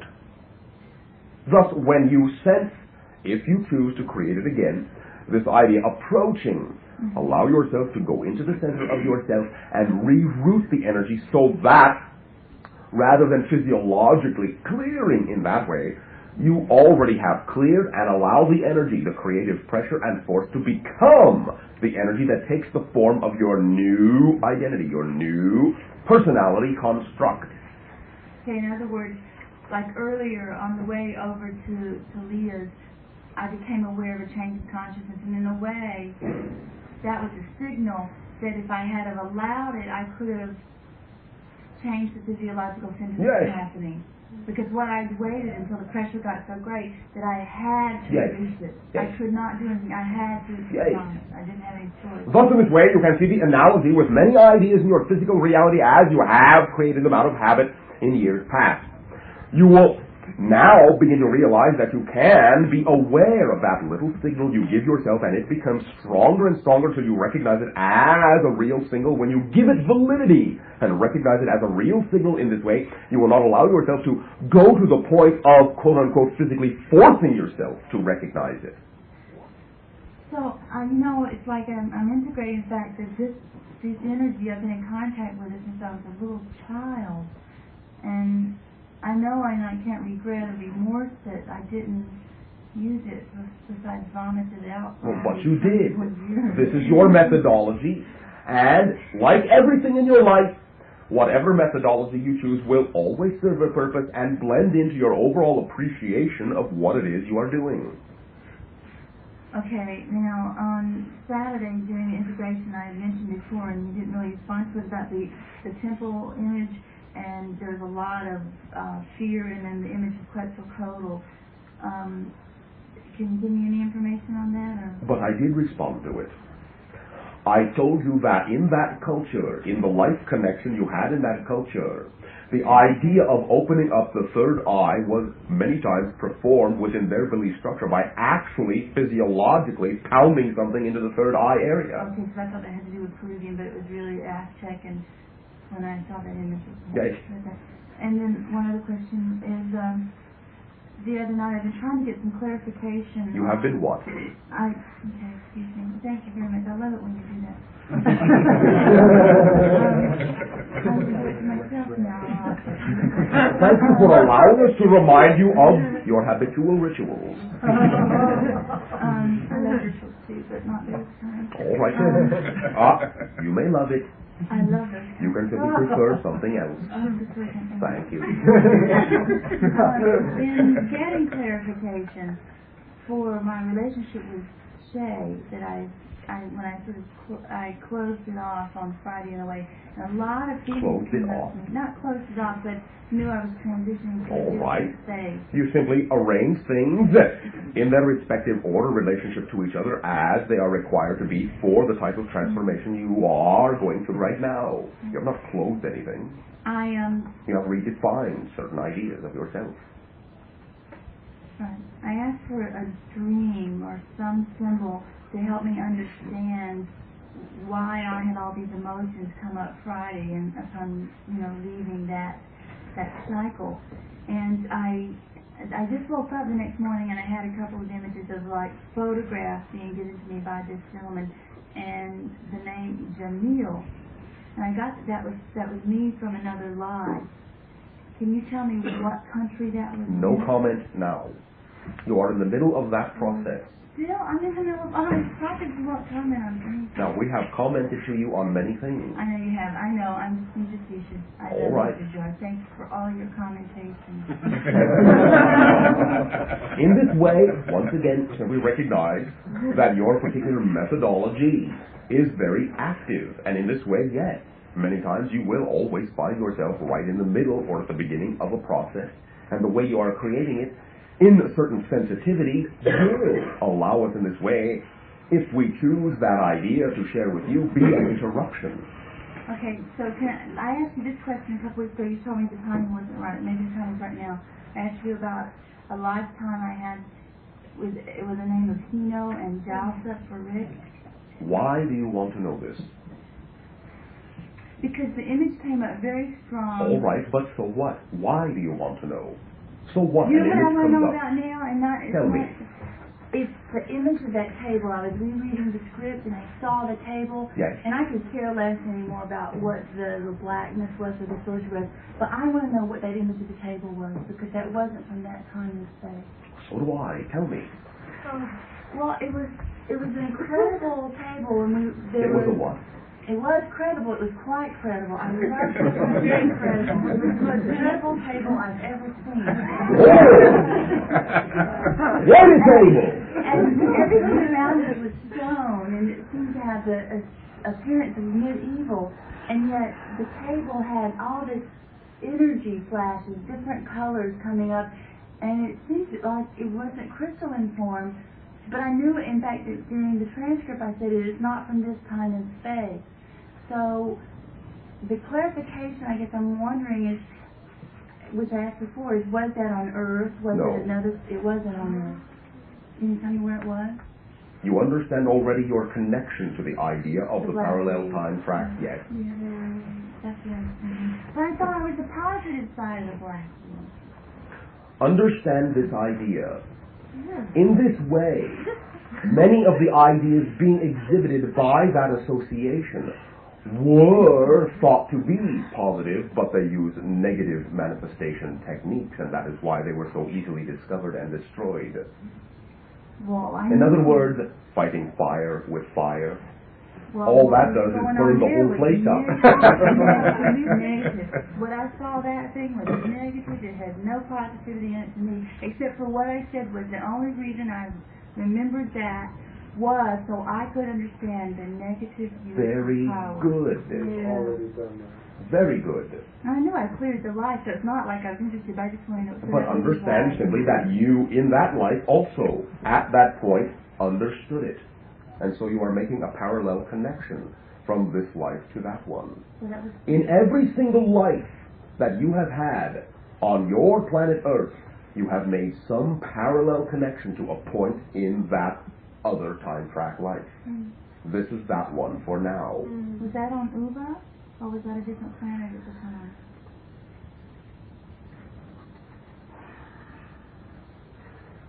This will be, to some degree, nebulous, but it was either there or it was in the dark crystal moon itself. So that table had to do with the dark crystal moon. Okay. The moon was on the door.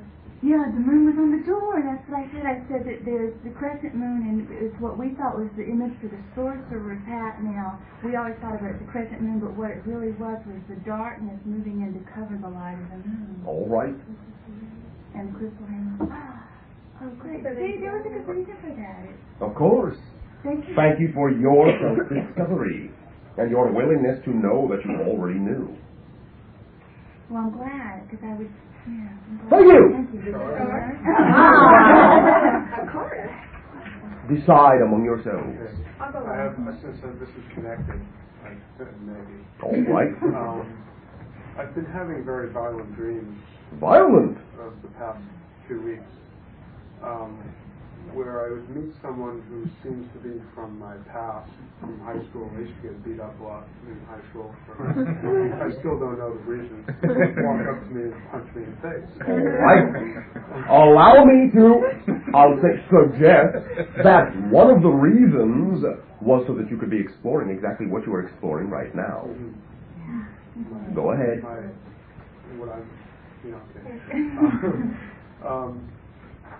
No, I've had the violent dreams, and in the dream, I would get revenge on these people because I had the power in the dream to do so. And I'd really beat them up. And then when I finally won, I would go to them and hug them.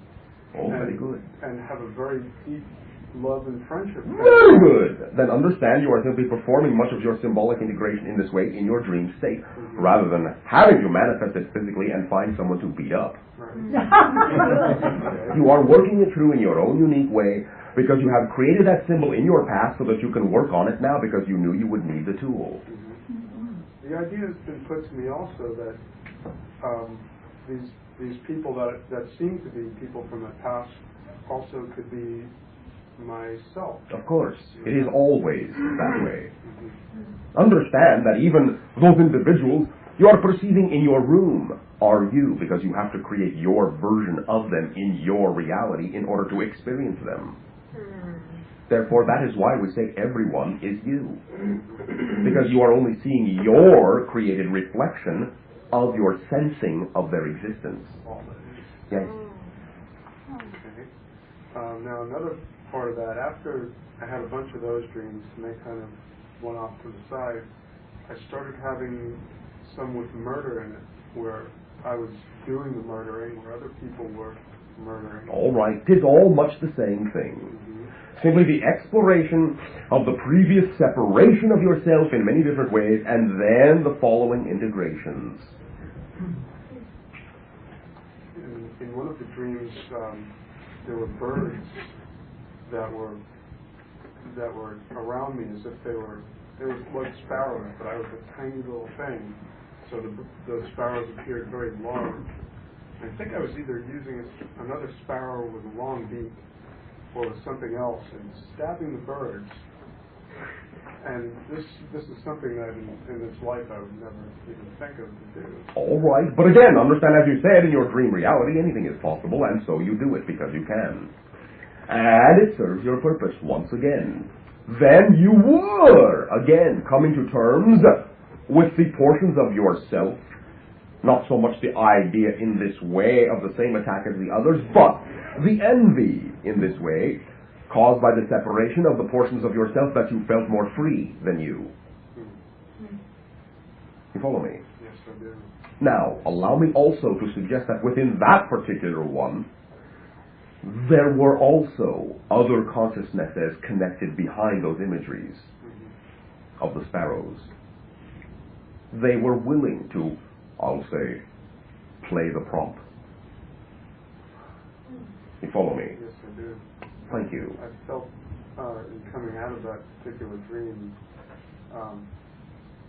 a lot of worry that something was going to happen as if that was a symbol. It was a symbol of something that already happened. Not of what is going to happen. You already integrated it. Understand in this way, many of you think that many times your dreams, when you have the idea of negative dreams, as you say, will represent, oh, something is going to happen that will be negative. But understand, simply in this way, it has already happened. You have already integrated because you have acted it out in your dream and do not need to act it out in physical reality. But I do have a lot of prophetic dreams. Yes. A lot about air crashes and things like that. All right, but again, understand this. Once again, there is no such thing as a prediction of the future. You are only sensing what is potential as the energy exists at the time the prediction is made. If things change, so much for the prediction. And recognize that many ideas you call prophecies or predictions are created and brought into conscious awareness. In other words, you let everyone know about the prediction so that if they do not prefer that reality, then they are aware of it, they can change it. Does not mean it has to happen. Simply you are saying this is what is most likely to happen if the energy does not change. You follow me? Therefore, it can be of a service in that way. The telling of someone something that they deem to be negative prophecy in and of itself does not have to be a negative act. You can be letting them know that they have the opportunity to change the situation if they don't like it, simply because they are now aware of the energy, which they were not before. And that in and of itself changes many things. Thank you. Thank you. One moment. Yes. Thank you. First of all, I'm very excited. All right. Good start. I have a few short little things. First of all, I'm remembering... You already did the first of all. Oh. First of all, I'm remembering, as I'm sure you do, the little deal that we made a few months ago, quote unquote. All right. What was the deal? Mention that. The deal was that after I come back... A conversation with someone. Yes. Okay. Anyway, we're leaving Sunday. So. Oh, how good time. Thank you. I forgot. What I want to ask you is when we come back, yes, if for your convenience, in your perspective, is there a time that would be more convenient for you to discuss it with me, because you said it would be sort of in depth? You will find the timing, and we will be there. Okay. Thank you. I figured you'd say that, but I just wanted to make sure. Okay. Also, when you come back, you will not need to ask such a question. Because, as you just said, you already figured that. When you come back, you will not need to make sure. You will know. Yeah. I can already tell this is going to be a very transformational trip. Saturday, another channel told me that all he would say is, quote unquote, they're coming. And I got quite a kick out of that. What I'd like to know is, will my expectation of the contact narrow my perception at all, or diminish the experience? If you simply allow yourself the knowingness of the contact, you will not have to create worry of specific expectation about it. Allow me to remind you that one of the reasons it is being kept purposely nebulous is so you will not create a specific expectation. Yes, definitely, I understand that. I'm not really worried. It's just a little bit in the back of my mind. It's not a big concern. I just kind of want to know about that. Also, the other person I talked to suggested that I don't mention it to my father until after it happens. You will again sense the timing, because understand the definition of it happening may be different than what you expect it to be. Yeah. You will sense when some portion of it has happened, whether it is not in the way you expected it to happen or not. You will sense the timing. You may also find that if you simply trust in that allowance of the timing, the time will be made obvious to you. You may actually be approached to discuss it. Oh, that's interesting. Thank you. One other thing that ties into it, this is so exciting I can't contain myself almost. Then explode. I am. In June, the first crystal that I ever bought in June I had an incredible attachment to Oh, all right. We'll let it slide this time. Well, I'm not paying attention. In my excitement, I'm tripping over myself. It's very credible. In fact, I wanted to believe this was going to happen, but I was thinking that it wasn't because it was too incredible. Anyway, the first crystal that I bought in June became very attached to it, and I only had it maybe 3 or 4 days, and it vanished almost in front of my eyes.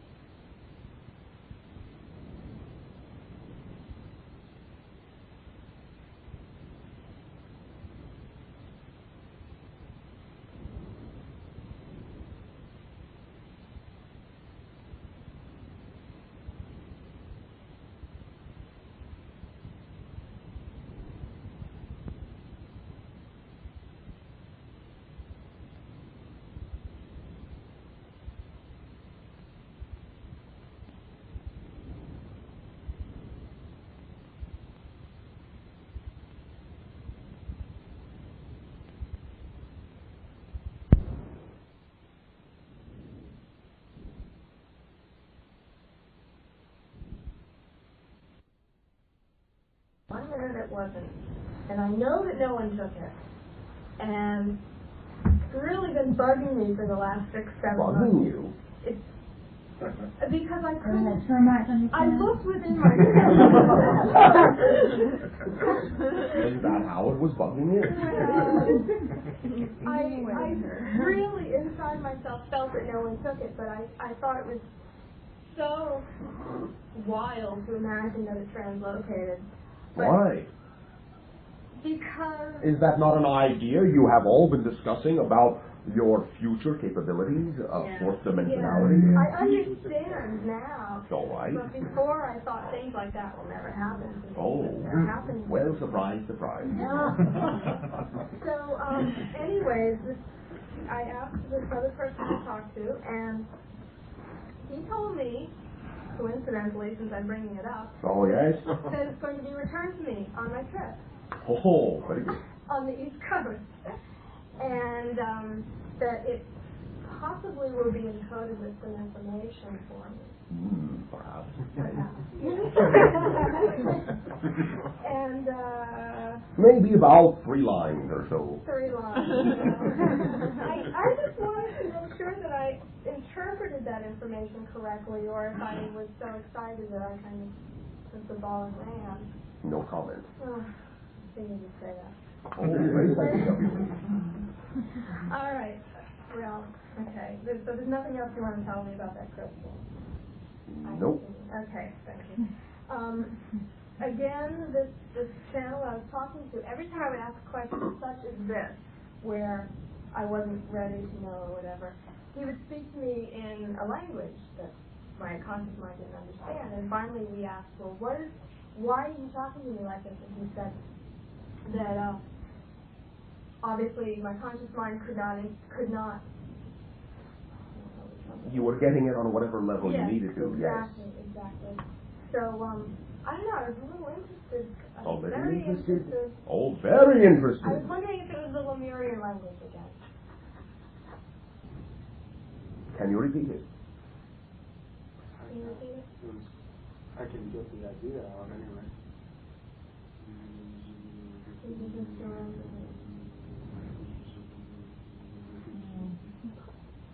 It was high speed. It was different. Higher consciousness. And some other things. I know what those other things are. All right. All right. Well, I guess before I say goodbye, that I'd just like to thank you for all the reflections you've given me over the last 7 months. We will thank you for the connections that you are willing to make and the sharing between us that continues forever. Yes, and the next time we speak, I will be really a different person. I mean, if you thought I was different before, I will be really different. All right. Then perhaps we will really speak. Anyway, I send my love and my thanks. Thank you. Yes.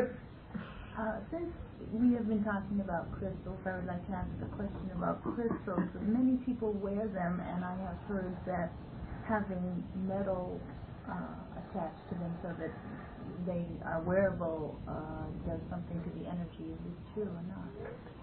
As you form the idea that a crystal can be a tool which channels energy, then understand that as you connect other elements to it, of course, there will be a change in the flow of energy. This does not necessarily mean it is negative. No matter, it doesn't really matter what kind of metal or substance holds it to the person. It's more important that it is attached. We will prefer to assume, A, that it does not have to be attached, if the person so desires. B, that if the person does desire it to be attached and they find themselves attracted to it as it is, then the vibration is correct for them. You follow me? If they discover the idea within their consciousness that they wish to change the metal or remove it altogether, then that will be representational of the vibration they have now become, and that will be all right too. And as far as the type of crystals, is clear quartz is preferable to amethyst or any color? Depends. Oh, it's whatever one feels is. Yes, whatever one's belief structure carries about the type of energy that that crystal represents and the purposes to which it is being put. Okay, I have a second question, which is about dreams, and I haven't thought about these dreams for years, and then all of a sudden, while you were discussing dreams, these came to my memory. What a coincidence. Then I have in the past had dreams that I was in school, and I think it was high school or junior high, and that I was at my locker, and I was trying to get into my locker, and it was locked, and I had forgotten the combination, I couldn't remember it, and I was going to be late for class, and I was in a panic, and I had these dreams years after I was in any kind of school, and I don't understand. All right. Understand that many times in your dream state, in your out-of-body state, you are still, in a sense, sometimes attending a type of school, so to speak. You are simply, now that you are integrating the majority of your consciousness together, making some associations to the old symbols of the schools in this way, which you do not necessarily have to. But you simply have because you recognize the situation, in a sense, to be similar, the idea of being taught something. Okay, so I feel my feeling that I am feeling in a panic is that maybe I'm not. But you are. Well, I was going to say that I'm not maybe learning as fast enough, or that I'm not. But you are. Yes, I am. Thank you. Sure. You, then you. When Anna came through one time last spring, she was talking about the equality of male and female, and that it would change the face of our planet if we could gain equality of male and female. Yes. And I've never been a feminist, but I kind of, after that, began to really kind of become very concerned about the equality of male and female. Concerned? Yes. All right. And I think that I really may have not correctly understood what, the essence of what she was saying, in that I also began to really manifest this with my husband, right? And my husband's real macho, and I began to demand equality. Demand equality? Why is equality something you have to demand?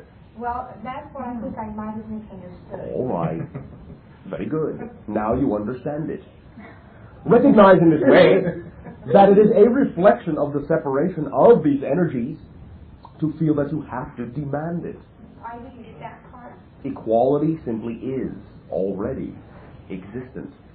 And when you allow yourself to blend, this is what she said, the male and female energy within each and every one of you, you yourself will become equal unto yourself, and therefore able to attract all other individuals who are also equal unto themselves, so that they can be equal to you and you equal to them. You follow me? Well, I do in a way because I have been thinking, I mean, it's like really has gotten pretty dramatic at points.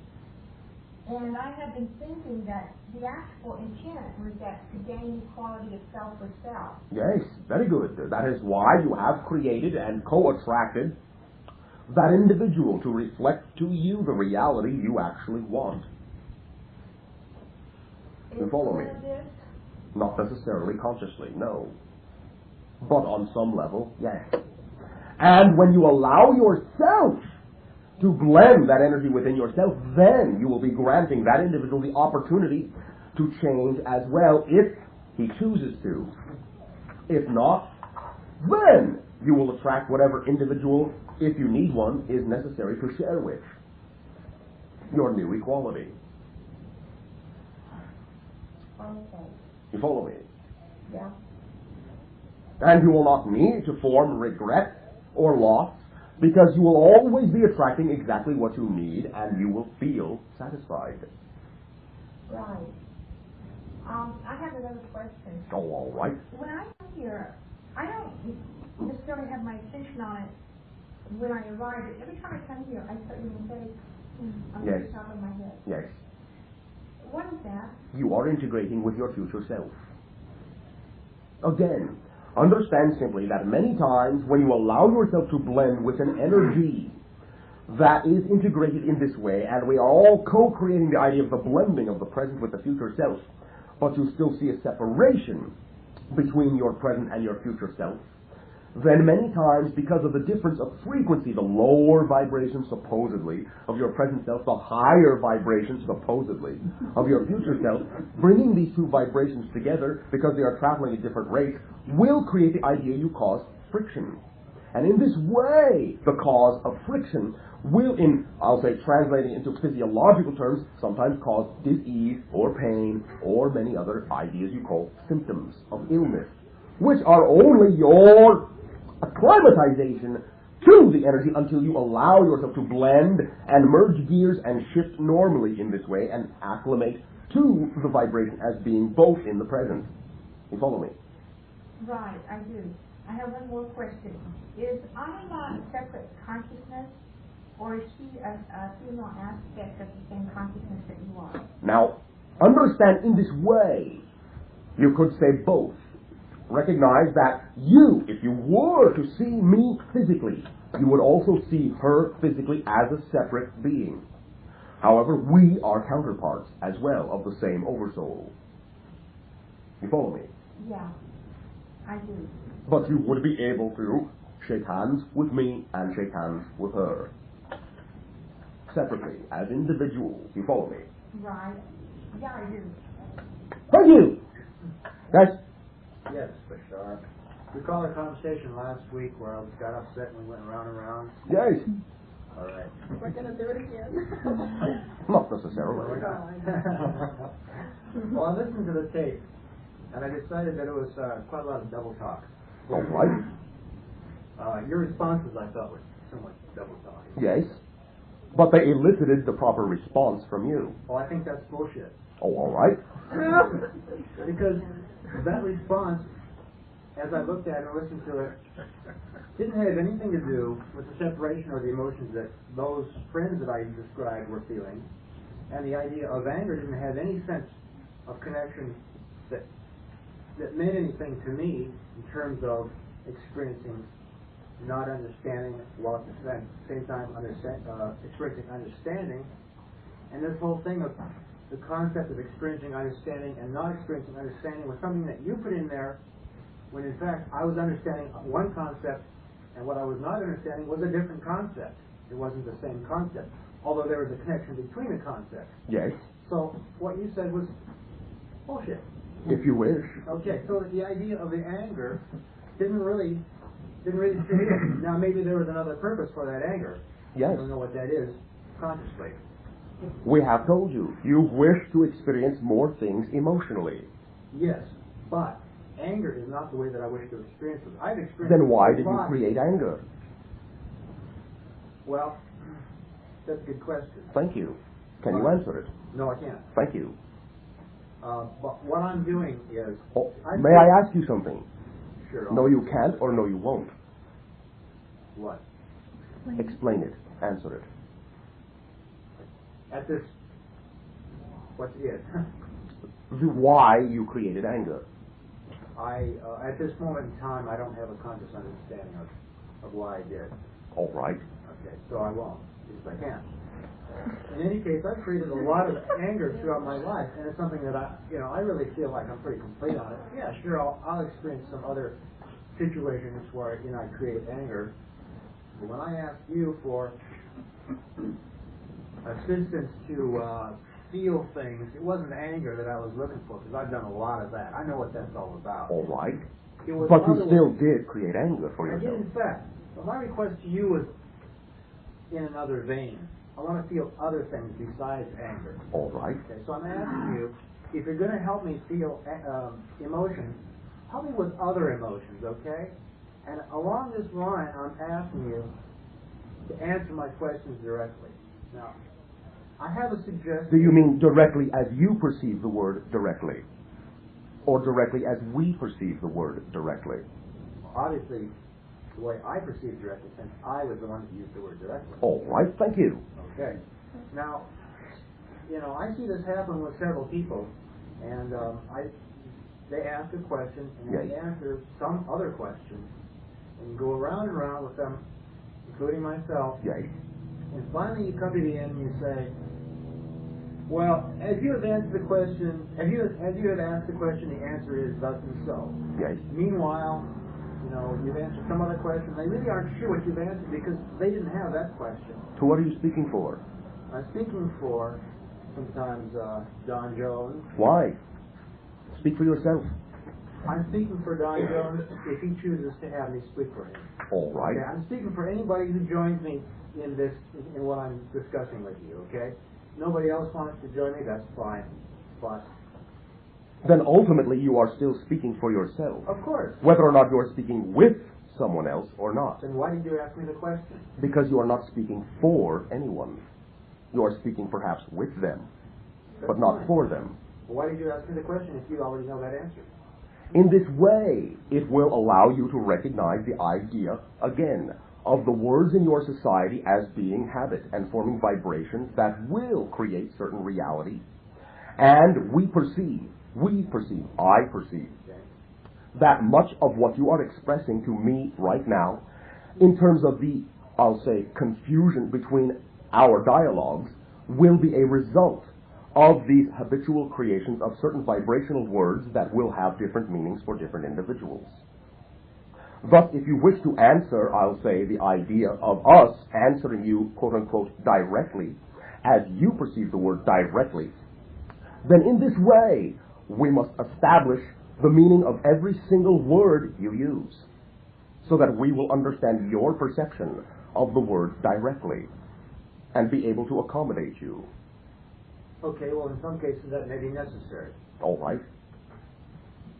However, I don't have any qualms with the words that I've used so far. I feel I've used the words that I've wanted to use. All right. Okay. But understand, you are still communicating to another consciousness that has its own perceptions and backgrounds and comes from a totally different experiential mode. And that's why I'm making this suggestion.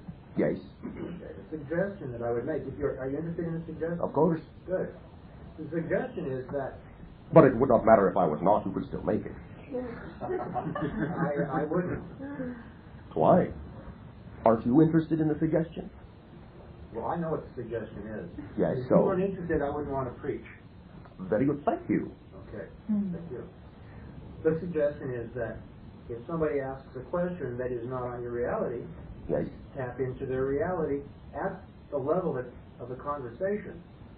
Answer the question as they have asked it at that point, and then if you have another viewpoint based on your reality, then give them that. Because in this society, in terms of my observation, in my experience, and as I have viewed others' experience, if they have their question answered as they have asked it, and then they are shown another viewpoint from another level or whatever, then they can center between those two things, see both sides, and integrate both of them.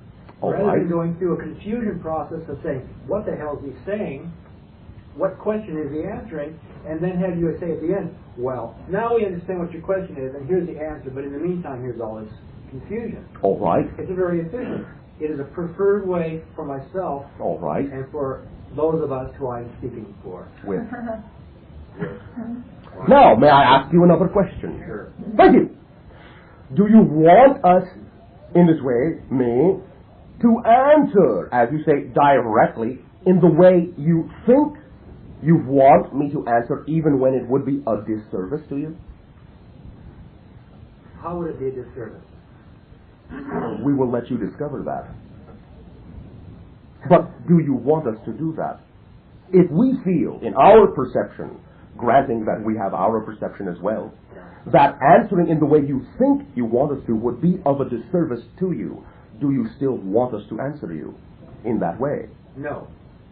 Then understand that that is what we have been doing all along. Okay, but there is a way that I would prefer you to answer me. If I ask a question and you feel that answering the way I would like it to be answered, in my terms of the word directly, if you would say, if we answer your question in your own direct terms, we would be doing a disservice to you. Yes. Let me know that that's what you're doing, that you are deferring or that you're not answering the question for that purpose. So I go, okay, fine, don't answer the question at all. Or if you'll say, allow me to say that we thought we already had. And in this way, we're simply getting down to the business of giving you what we were willing to share. Knowing that you would already take it on whatever level you needed to. Knowing that we would not, in this way, give you something we felt would be of disservice, and that you could tell in this way, if we were not answering the way you expected, that it was our belief that it would be of a disservice in that way. well, yes, I didn't believe that you were answering something in a way that would be a disservice. However, at the conversational level, it felt disserviceable. Because it rather than giving me something, an answer, and then another viewpoint that you might want to express to look at, integrate the both of them, maybe get in the center of them and look at that, you would answer something off the wall that I'm going, what the hell are you saying? All right. You're running me around and around, and it didn't do me a service at the level of the consciousness at which I was asking the question. Yes. No. But, may I say but? All right. And. All right, and. What are we to do with all of the communication that we are having with all your other consciousness levels? Are we to ignore all of them in this way and make preference to you in the conscious level that you deem yourself to be in only? You can communicate with the other levels of my consciousness the same way you have been. It's only at the conscious level. So in other words, you are saying that our methodology by which we perceive that communicating with you in the manner we have will afford you to form an integration with all your levels, that you do not want. You want us to keep the levels separate. You see, I don't buy what you're saying, that it's allowing me integration with those levels. If I ask you a question and you run me around with something, I'm going, come on, Bashar, give me a break. What's going on? I don't enjoy this. It's not my preference to have you answer this way. You're not answering my question. If I'm experiencing this kind of thing, yes, how is that serving to integrate the answer to my higher consciousness? Because many times the way or reasons for why you are asking your questions the way you are asking them comes from separation of yourself from your higher consciousness, and not just some, well, this is okay to say this way. Well, it is okay, but it still is a separation from your higher consciousness to ask the questions sometimes the way you ask them. And why don't you be extremely direct and say, the way you've asked that question reflects a separation from your higher consciousness. Take a look at that. And then I will do that, rather than running you around. All right. We will spell everything out for you. Will that be doing a disservice to me as you see it? No, but allow me to say,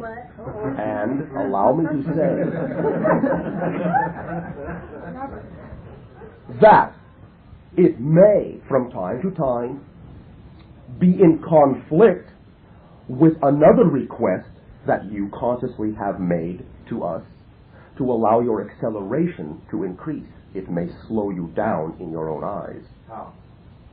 By taking so many little steps, by having to define every little thing to your outer aware consciousness's satisfaction.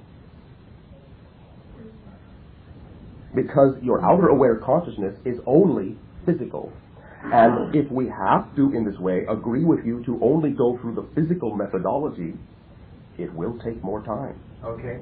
Well then, do you suggest that I not ask these questions at all? Oh, no, you may ask. We will abide by the methodology you have requested. You may then be allowed to determine for yourself whether you think it is taking too much time or not. I don't really know that I can judge whether it's taking time or not. It will not be a judgment, it will be a preference. Okay, the use of the term judge in our society has various meanings. Judge also means to evaluate, not a sense of judgment that you refer to. Okay? So I will use the word evaluate. I don't know how to evaluate how much time it's taking. All right. Okay. All I know is that I do want it to take as little time as possible. I don't know necessarily what the best route is, but when I feel uncomfortable in asking you a question and you run me around on something, then I'm going to say, okay, what do you suggest that I can do otherwise that will, keep the process fast, but not create this sense of discomfort? We will do this for you. Okay. Thank you. You will do what for me? Answer your questions as directly as we can perceive that we can in the way you want us to. Well, now, allow me to ask you okay. to assist us. Okay. Because from time to time, you will find that I, being a product of my civilization, will, in this way, always slip into our methodology. And if we are not being direct enough for you, I will ask you to simply point it out. And I will become more direct in the way you want us to. That's the deal. Thank you! Now, you have a question? Yes, I do. Do you perceive that with this directness, that I will be moving more slowly? You did state this, and I'm wondering if you've changed your mind on this.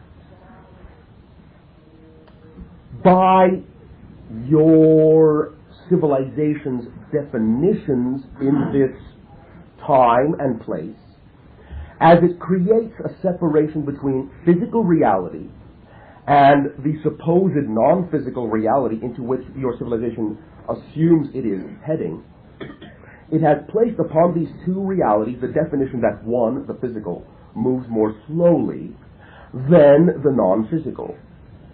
And thus, this is why we have used that terminology with respect to your terms of definition. Using your own terminology, if we are to proceed on what we feel to be only a response to your physiological consciousness, by your own definitions, as you have created them in your society now, we will be moving more slowly than we were. Why is it then that you answer other people's questions directly? Oh, some not. Very many. That is your perception. Nevertheless, even using your term some, why do you answer some people's questions directly and you don't answer mine? Why is it, see, that's the question. I will answer you. Okay. Now, you are not the only one, but, and some individuals have created for themselves the type of timing that simply allows for it, and some have not. Okay. All right then. Let's say that I would like to maintain the speed at the optimum speed, the fastest speed possible within the terminology you just expressed. Do you suggest that I don't ask the questions at all?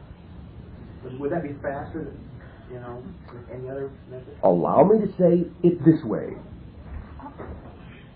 We have suggested that all of you do not really need to ask questions, particularly not of me. You are your own paths, and simply by continuing to live, you will discover everything you chose to discover about it. Therefore, you do not really have to ask the questions. No, you can simply live. And this is all, ultimately, that we have ever requested of you. All of you. All right. Now, if you choose to ask a question, that is all right too.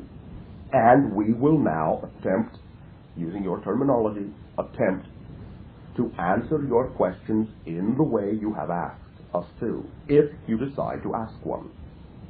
If you do not, that will be all right too.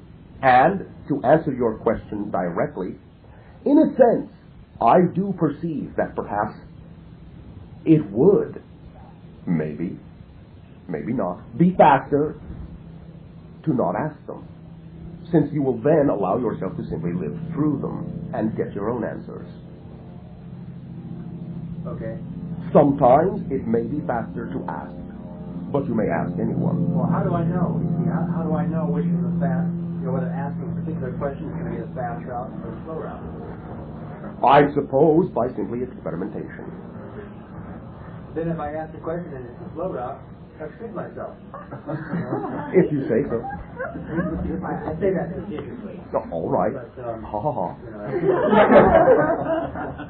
I'm interested in the optimum route, where I ask the ones where the question would be the fastest route, I ask those. The ones that would be the slow route, I don't ask those, All right.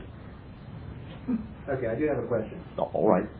And this relates to a pain in the back of my neck where I felt I had to, crack my neck and lower back.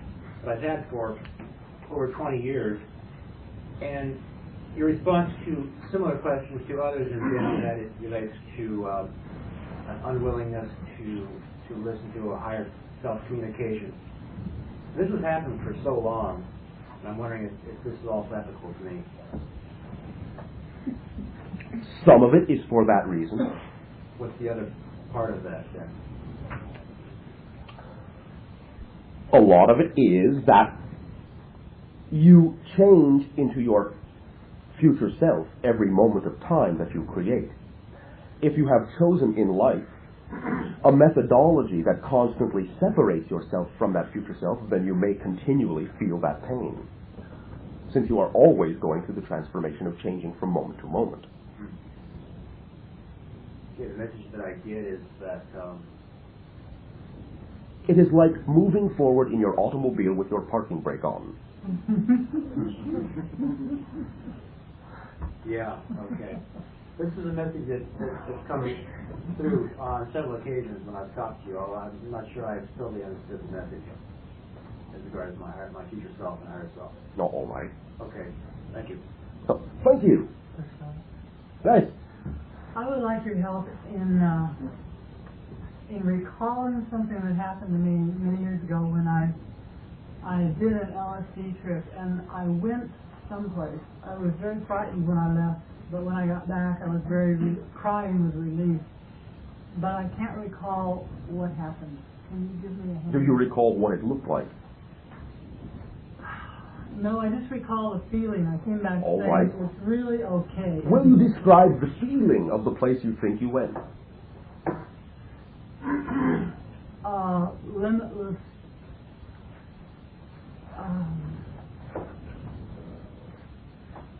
That will do if that is what you have created to describe it by. Limitless. Yeah. All right. Now, you know you are limitless. You know that the center of yourself, when you go to the center of yourself, you know you are limitless. Could it be possibly that you simply went to the center of yourself? Thank you. I think you're right. Anything else All right. to add?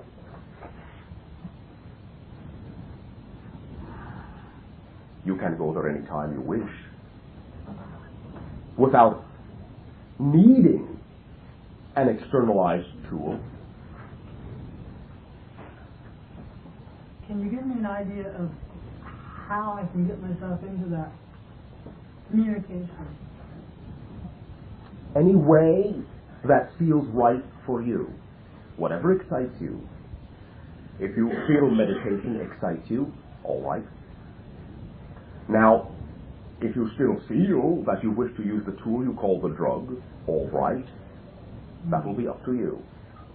Recognize that that particular substance that you call LSD, the effect you have created it to have in your reality is to actually unlock you in many different ways from the reality you have been living. And in this way, reform a completely new idea of yourself. But also you have created it that when you, quote-unquote, allow the effect to wear off, you will come back into this reality locked into whatever was the last idea you had of yourself.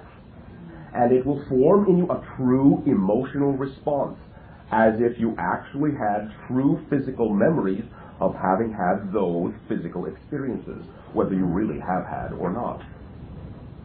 You follow me? Yes. Thus, in this way, many individuals create the idea of negative manifestation for themselves in their physical lives after, quote-unquote, coming down off the drug, because that was the last manifestation they experienced out of their fear, perhaps, and they lock themselves into that new emotional pattern. Sometimes they find that they can unlock themselves from that again when they take the drug a second time. However, you are always at the center of yourself. All of this idea of your physical reality is an outward projection from the center of yourself. You are never really anywhere. You follow me? Yes, I do. Even being, quote-unquote, in the center of yourself isn't really being anywhere. Yes, I know. All right. I think I understand. I was able to totally get in touch with myself. Yes. And I was so relieved to know that I couldn't lose myself. That was great. Thank you so much. Thank you. Since we're talking about drugs, Yes. You got any? This will be the last question. all right. I've never taken any drugs in my entire life. I've never had the impulsion to do so. All right. And in general, I tend to be fairly judgmental about the whole idea. Either from my past experiences with people that I know who've taken them, not everyone, but I've had opportunities in the recent past and possibly in the future to take some, and I guess I'm just exploring the whole idea of what it is for me, so I don't need to ask this question. Thank you. Can I ask you a question? Because that wasn't it. Briefly. I've been having a lot of mucus for a few months. My body's going through some changes. Somebody recommended some homeopathic remedies to try, and I will. I just want to know if you can perceive anything as to why I'm having all this mucus. How's your diet? Well, I'm cutting out as much dairy as possible because it's causing it, and it never happened before. But in general, I think it's pretty good. I'm eating vegetables and fruits and some meats and chicken, a little bit of everything, a lot of nuts, you know. How about juices? Yeah, I drink quite a bit of apple juice. All right. For right now, in this way, is what you call your apple juice filtered or not? No, it's not filtered. Filter it. Drink the juices clear that you can see through. For now, no others. If you cannot see through it, don't drink it. Filtered. And if you can, again, the idea of the leafy vegetables, all right, to some extent. In this way, you can also, to some degree, cut down on some of the fruits.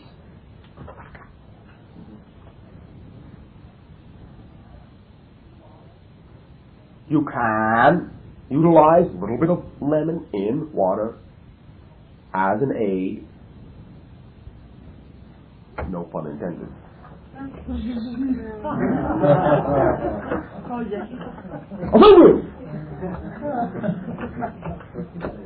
Now, this will to some degree continue for some time. The potential for it to continue for some time will exist. In this way, you can still alleviate a little bit of it with the idea again of the clear juices and lightening the load again to some extent. Not so much the nuts, all right? Not eat as much nuts? Yes. Yeah. More again the vegetables, and if fruit, then the juices that you can see through. But it's okay to eat fruit also, right? Are you saying to cut out fruit? You do not have to cut it out. In this way, allow yourself again to go with the lighter ones, the more liquidy ones, the lighter liquid ones, rather than the ones that are thick in texture and consistency. Mm-hmm. You follow me? Like lighter, like the orange compared to an apple. Not papaya juice. Not papaya. Yeah. Well, I just eat basically oranges. Some grapes, yeah, will be all right. And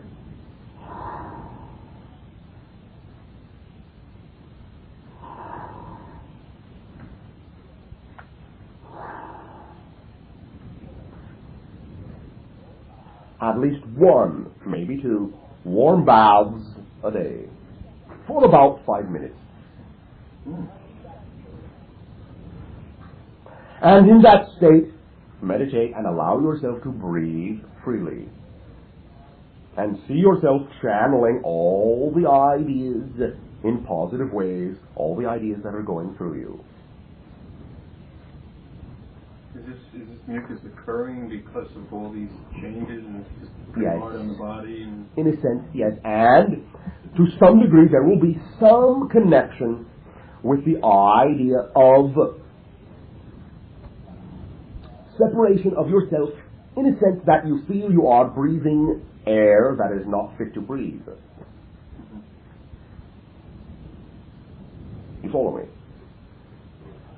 you're saying I feel that the air is not... Well, that's true. All right.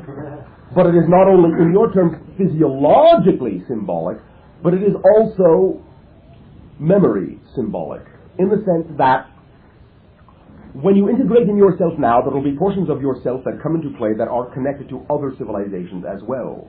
Mm-hmm. And in this way you will find that the atmosphere here is not the atmosphere there. Mm-hmm. And you are forming, in a sense, a reaction, an allergic reaction to it. But as you pass through the integration, you will acclimate. As the air, the atmosphere, both physiologically and psychically, begins to align itself with the fourth density state, it will be, in a sense, easier to assimilate on your body. Mm-hmm. Will this probably take years or months? No.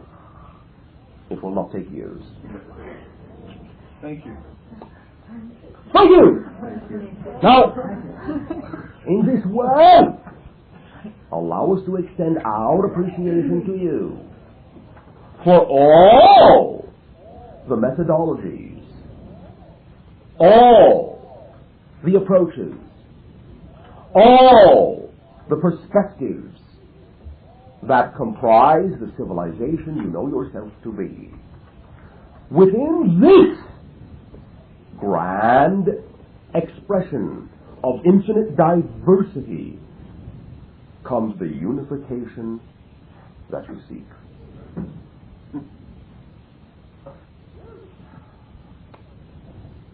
We will thank you.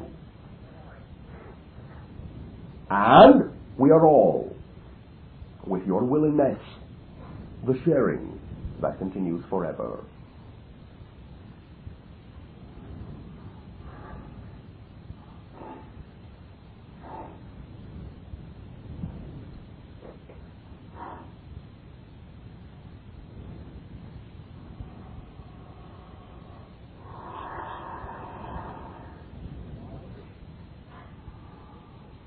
The time approaches quickly when each and every one of you will allow yourselves to realize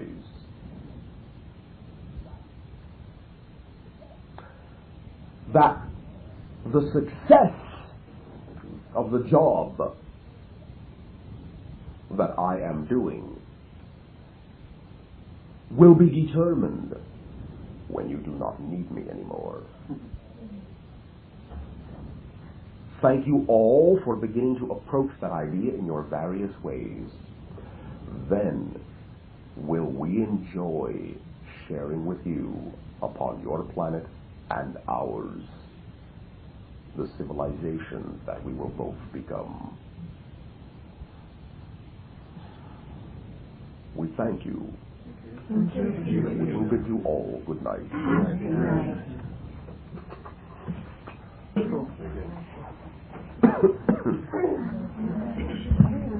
night.